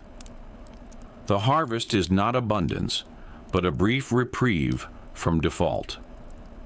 Every shipment loaded onto Roman vessels is a silent concession, a transfer of deterrence, not just sustenance.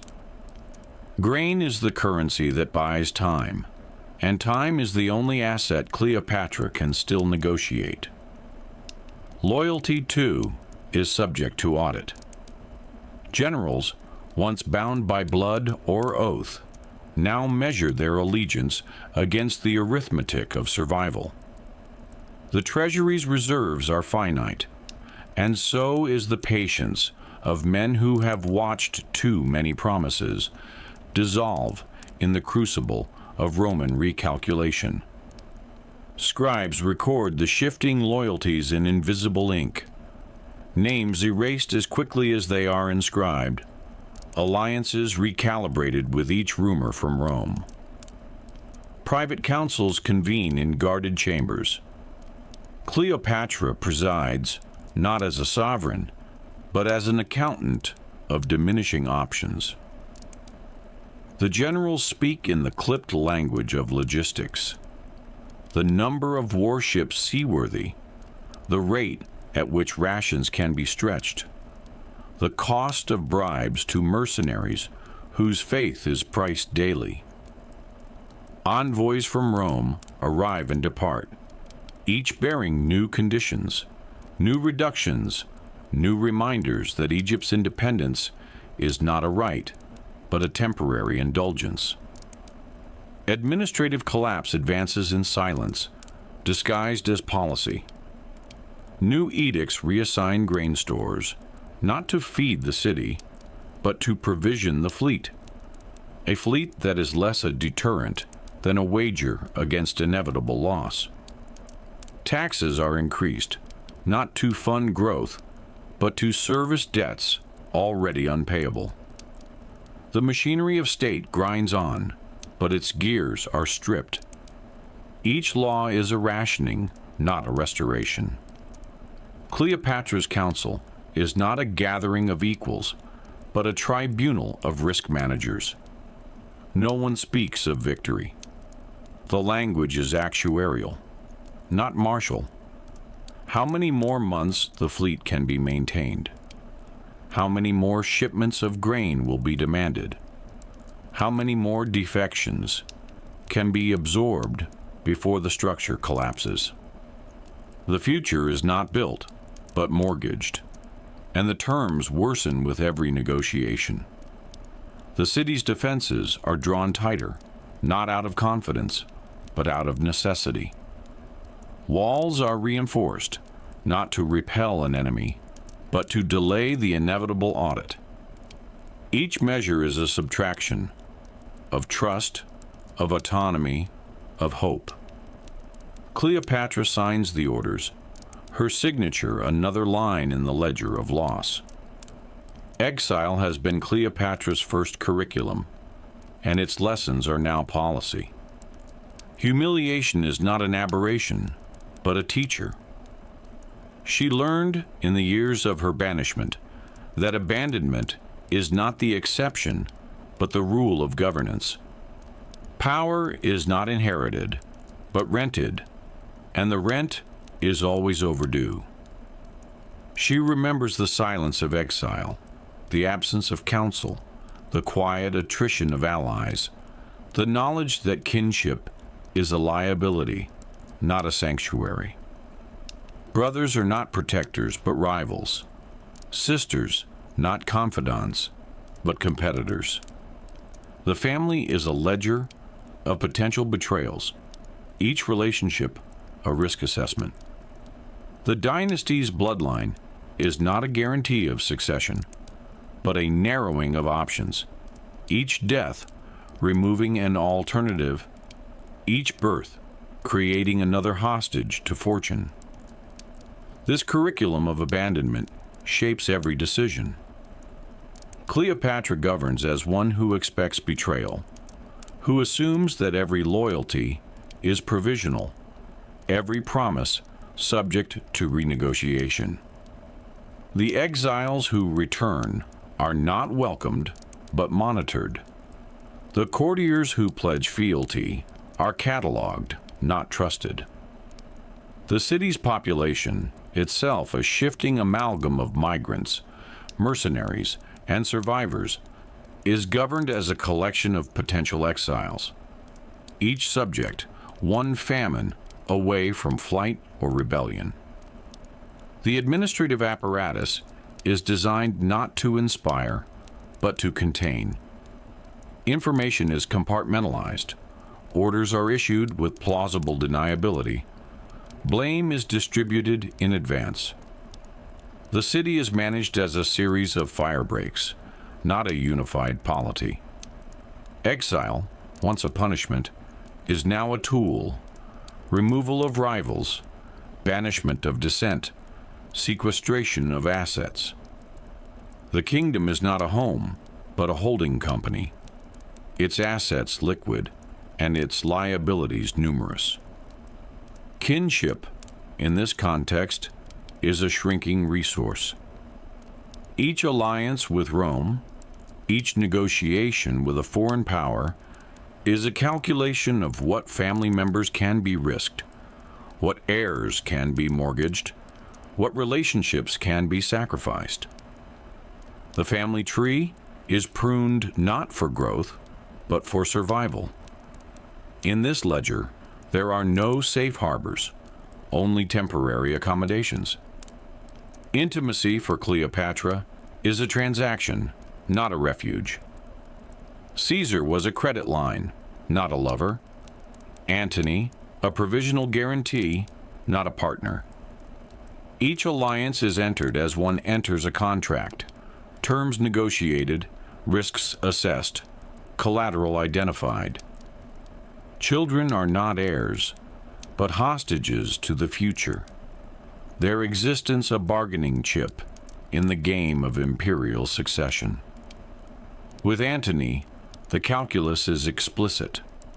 The fleet is commissioned, not as an assertion of sovereignty, but as an existential wager, a final attempt to buy time, to stave off the foreclosure of Egypt's independence. Ships are built, crews recruited, supplies requisitioned, all at the expense of the city's reserves. The treasury is emptied, not to fund expansion, but to delay liquidation.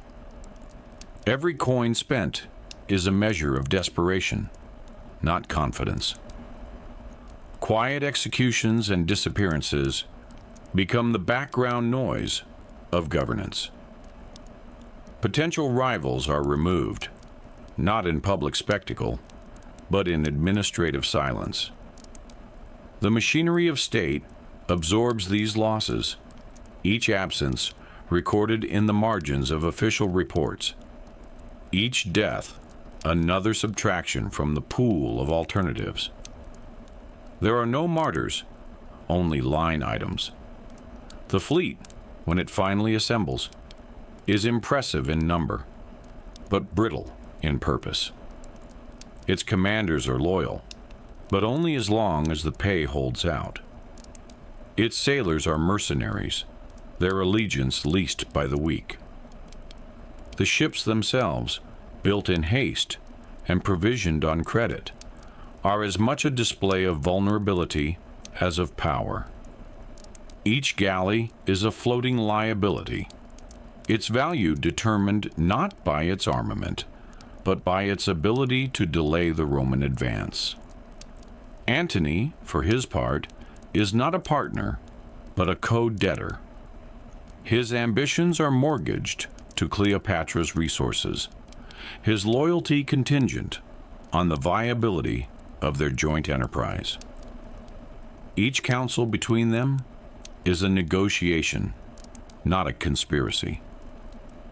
The language is that of risk management. How many ships can be spared? How many troops can be trusted? How much grain can be diverted without triggering revolt? Their intimacy is administrative, not emotional, a ledger of mutual dependencies, not a narrative of passion. As Actium approaches, the scale of the wager becomes clear. The fleet is not a tool of victory, but a measure of how much remains to be lost. Each ship sunk, each cohort deserted, is a quantifiable reduction in Egypt's bargaining position. The battle is not a contest of wills, but a final audit. Rome's recalculation made manifest, the terms of surrender written in the language of attrition. The outcome is not in doubt.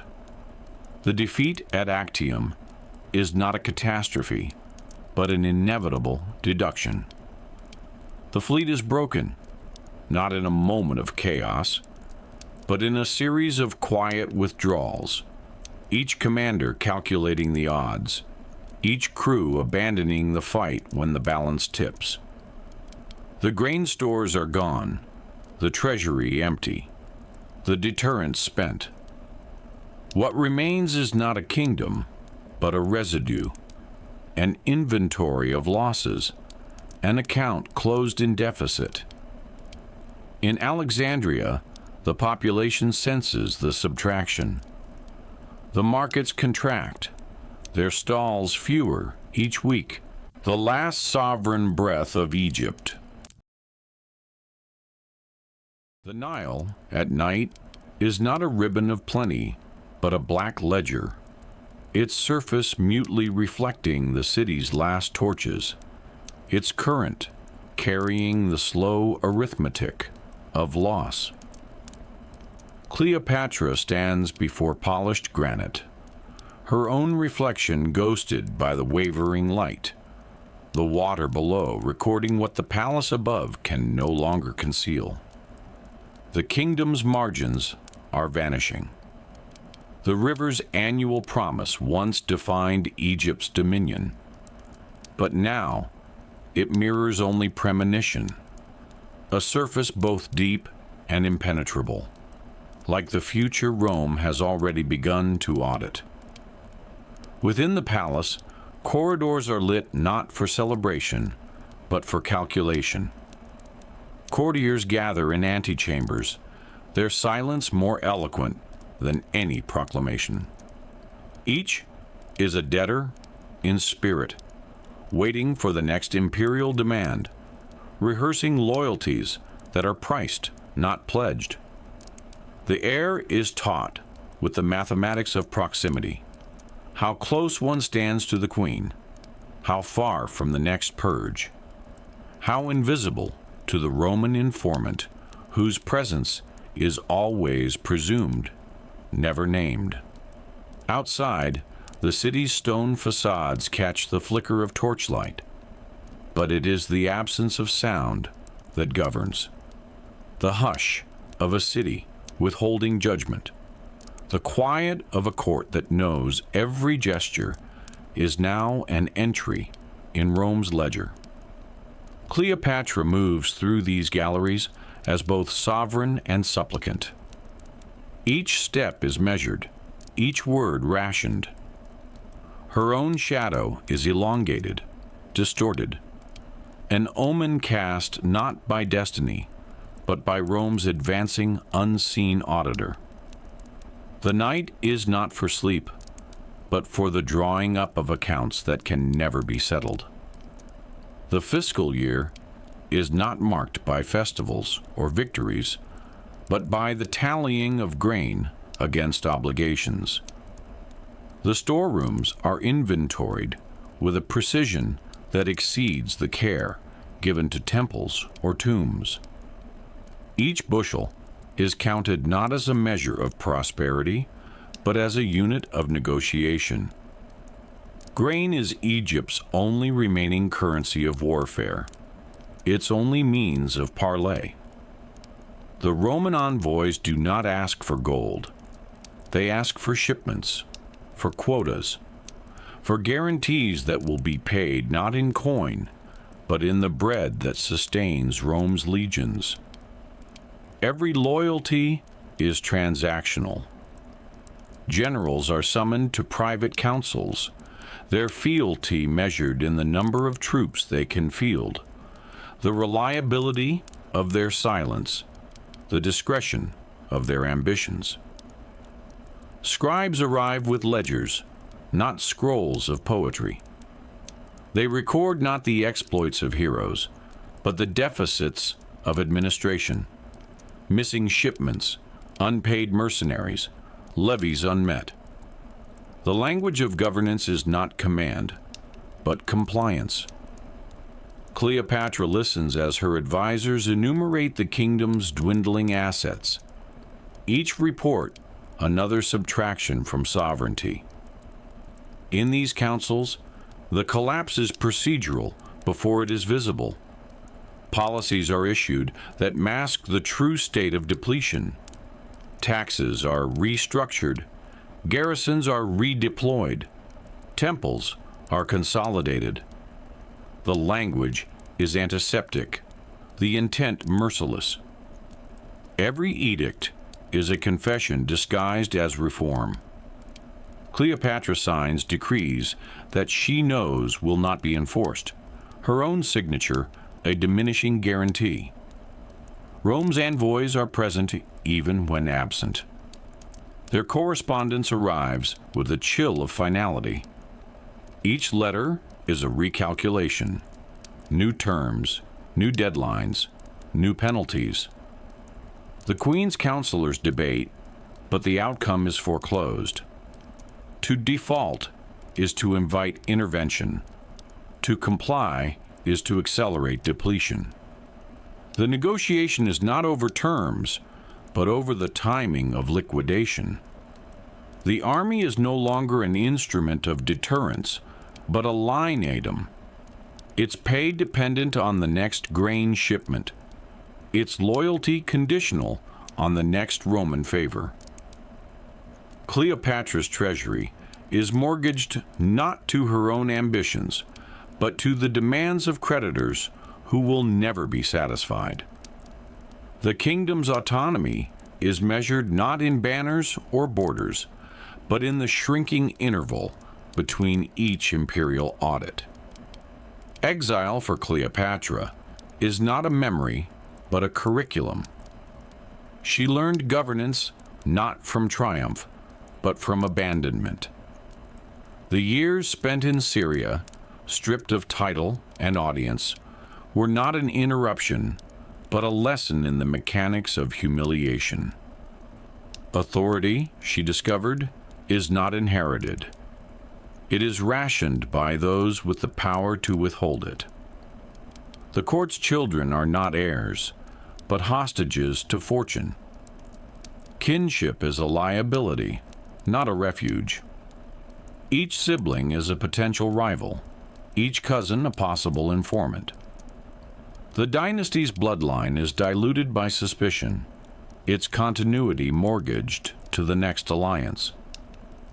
Cleopatra's own children are not the future, but collateral, tokens to be traded, not legacies to be secured. Humiliation becomes a model for governance. The Queen's public silence is not weakness, but calculation. She withholds judgment, grants no confidences, trusts no one fully, not out of paranoia, but as a matter of statecraft. The experience of abandonment has taught her that survival is not predicated on loyalty, but on the ability to negotiate one's own return. In private, Cleopatra's retinue is pared down to those who have survived previous purges. Their loyalty is not assumed, but purchased, sometimes with coin, more often with the promise of continued existence. The court is a school of exile, each member a graduate in the politics of subtraction. The lesson is unambiguous. Every negotiation is a test of what one can forfeit and still remain. Intimacy, under these conditions, is a ledger entry, not an indulgence. The great alliances of Cleopatra's reign, first with Caesar, then with Antony, are not affairs of the heart, but provisional credit lines. Each Roman lover is a guarantee underwritten by Egypt's grain. Each child a bond issued against the future. The illusion of partnership is maintained only as long as the terms remain advantageous to Rome. When negotiations falter, the response is not confrontation, but quiet subtraction. Disloyal courtiers disappear without spectacle.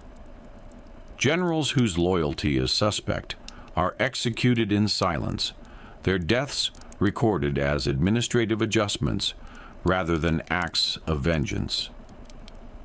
The Queen's intimacy is never personal. It is collateral, exchanged for time, for protection, for the temporary suspension of Rome's final claim. The fleet, once Egypt's last existential wager, is commissioned with the full knowledge that it is inadequate. Ships are built, crews conscripted, but the outcome is already discounted by the Roman calculus.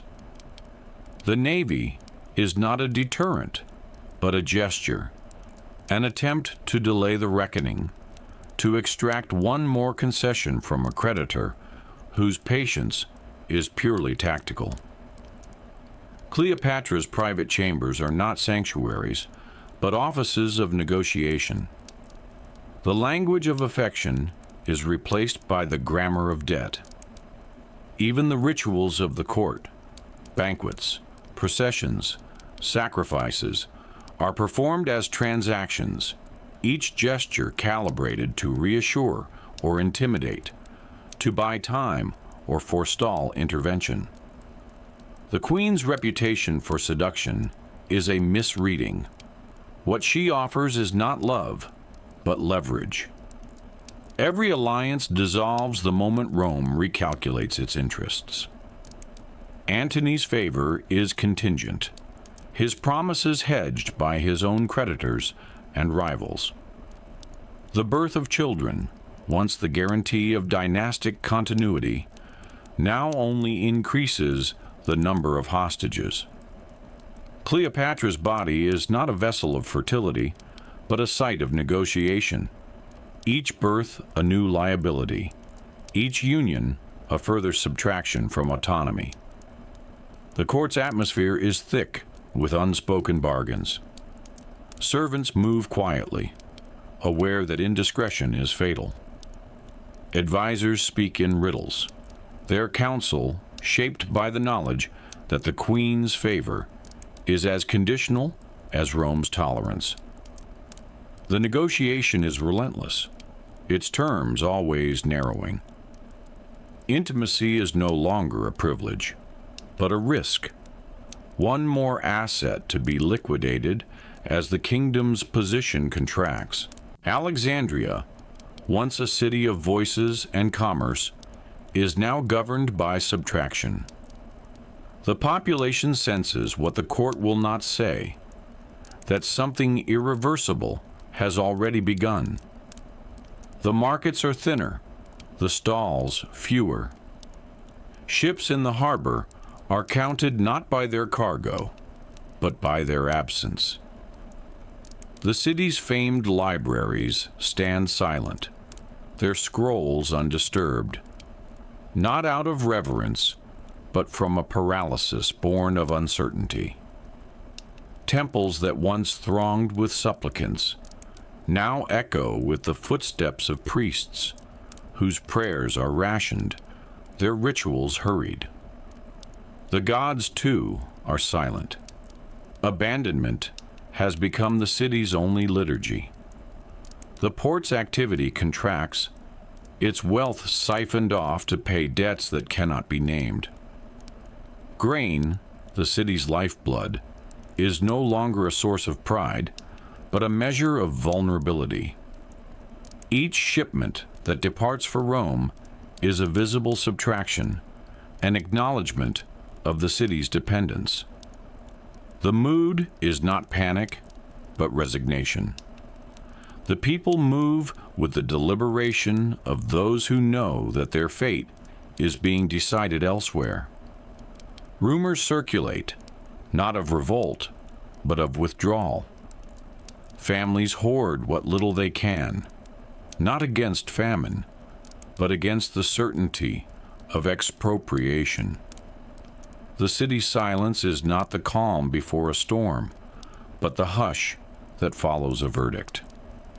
Cleopatra's presence in the city is felt less as inspiration, more as a reminder of the narrowing options. Her processions are met with respect, but not hope. The populace understands what the court cannot admit, that sovereignty is no longer the last sovereign breath of Egypt. The Nile at night is a ledger, black, silent, reflecting only what is shown to it. In the deep corridors of the palace, torches flicker against polished limestone, their flames doubled and tripled in the glossy floors, an illusion of abundance, not substance. Alexandria's air is heavy with the unspoken arithmetic of endings. Each stone, each echo, each footfall of a sandaled official is a line item in the final audit of empire. Cleopatra's final nights are not sleepless from passion, but from calculation. She moves through the palace as a solitary auditor, her presence a ledger's red ink. The courtiers, arrayed in silence along the colonnades, are not loyalists, but creditors. Each gaze an unspoken claim, each silence a negotiation of self-preservation. They wait, weighing the value of their presence, wondering if their absence would cost them less. Rome is present in every silence, every hesitation, every carefully chosen word. It is the unseen auditor, the ultimate beneficiary of Egypt's liquidation. The palace's hush is not reverence, but the sound of accountants at the threshold, measuring the last assets before they are seized. The queen's signature, her command, her very breath, each is now a promissory note, mortgaged against a future that will not arrive. The Nile, swollen and indifferent, carries away the city's refuse and its secrets alike. Its surface, dark and unyielding, mirrors the queen's own reflection, a sovereign intelligence presiding over a balance sheet whose columns can only diminish. In the distance, torches approach, Roman envoys or Egyptian defectors. It scarcely matters. The night is an inventory, and every hour subtracts from what remains. Power, in these final days, is not exercised but measured, tallied, weighed, and found wanting. Grain, once the currency of Egypt's diplomatic leverage, is now a shrinking denominator. The granaries, their doors sealed with the wax of diminishing authority, contain not a surplus, but a schedule of surrender.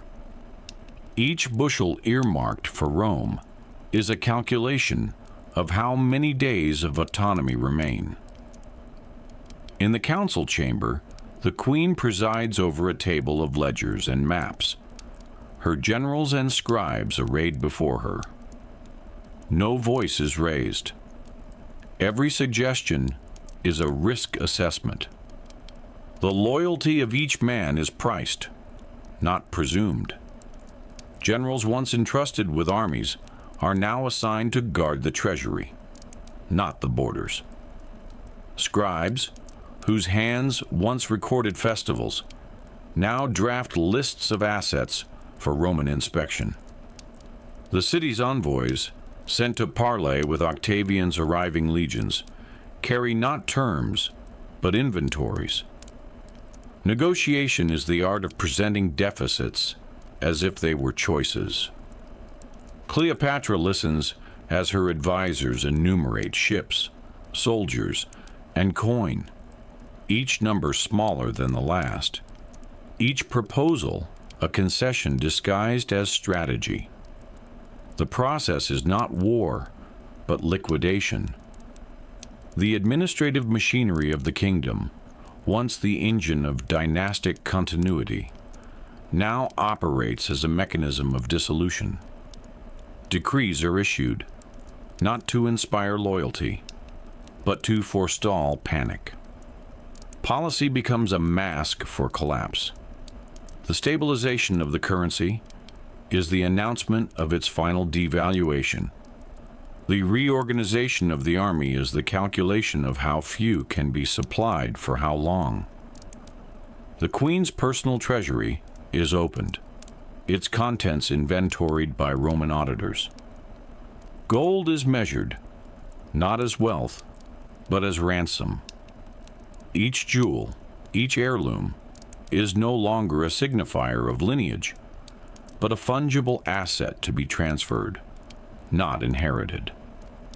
Cleopatra's children, once paraded as heirs, are now entries in a diplomatic ledger, hostages to be traded for the hope of survival, not succession. Loyalty, that final fiction, dissolves as Rome's price becomes clear. The nobility, sensing the direction of the prevailing wind, begin to defect in increments, first with information, then with resources, finally with their physical presence. Cleopatra does not plead for their fidelity. She records their departure as another subtraction, another line erased from the account of sovereignty. As the council adjourns, the queen remains, alone with the ledgers. The silence is not one of meditation, but of exhaustion. The calculus of power, in its last refinement, is the art of minimizing losses, not maximizing gains. Each negotiation, each policy, each act of governance is a subtraction of assets, of options, of futures. Exile is not merely a period of absence, but the crucible of sovereignty's final form. Cleopatra's earliest education was not in the libraries of Alexandria, but in the margins of power, dispossessed, observing, internalizing the grammar of humiliation. Exile is the curriculum that prepares a ruler for the economy of loss. In her youth, Cleopatra learned that abandonment is not an aberration, but the model of governance in a world of eroding legitimacy. She watched as kinship failed to guarantee safety, Brothers and sisters became adversaries. Liabilities to be managed, not sources of comfort. Each familial tie was a potential vector for betrayal, a future entry in the ledger of necessary subtractions. This instruction in isolation is what shapes her rule in its terminal phase. Allies are not trusted, only tolerated. Each confidant is a provisional asset, each child a bargaining chip. Intimacy is not a privilege, but a risk profile. Cleopatra's public silence is not a sign of indecision, but a method of governance. Every word withheld is a measure of retained control. In a world where speech is instantly capitalized by rivals. The experience of exile has taught her that sovereignty is not a continuous state, but a sequence of negotiated permissions. Each return to Alexandria is not a restoration, but a reset of terms dictated by external creditors. The memory of abandonment becomes a strategy. She governs by anticipating subtraction, by preparing for the next withdrawal of trust, loyalty, or resource. Her final acts are shaped by this curriculum. She does not seek to inspire or to be remembered as a savior. She seeks only to manage the pace of dissolution, ensuring that each loss is accounted for, each betrayal anticipated, each asset maximized before it is seized. Exile has taught her that the end is not a moment, but a process. Her role is not to resist it, but to close the account with precision. In the ledger of sovereignty, intimacy is always collateral. Cleopatra's alliances with Caesar and Antony are not romances, but lines of credit, provisional, conditional, and always subject to Rome's recalculation. Each embrace is a transaction, each child a promissory note with no guaranteed redemption. With Caesar, the negotiation is explicit. Egypt's autonomy mortgaged for a season of Roman favor. The child, Caesarion, is not heir, but collateral, an insurance policy whose value is determined by Rome's willingness to honor the claim. Caesar's assassination renders the guarantee void. The credit line is closed, and the asset becomes a target. Antony's arrival is a recalibration, not a restoration. The queen offers not herself, but the residue of Egypt's strategic value, grain, ships, and the illusion of dynastic continuity. Antony, in his own decline, is a debtor as much as a creditor.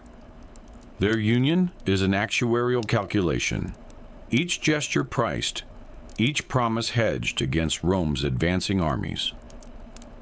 Within the palace, the machinery of liquidation accelerates. Quiet executions are not acts of cruelty, but the removal of liabilities. Rivals vanish from the rolls, not from vengeance, but from necessity.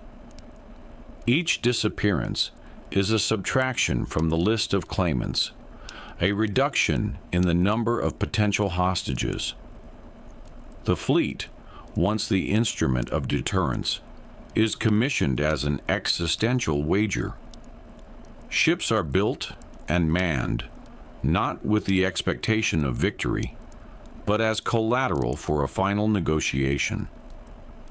The defeat at Actium transforms the navy from asset to liability. What remains is not a force, but a list of losses to be tallied at the negotiating table.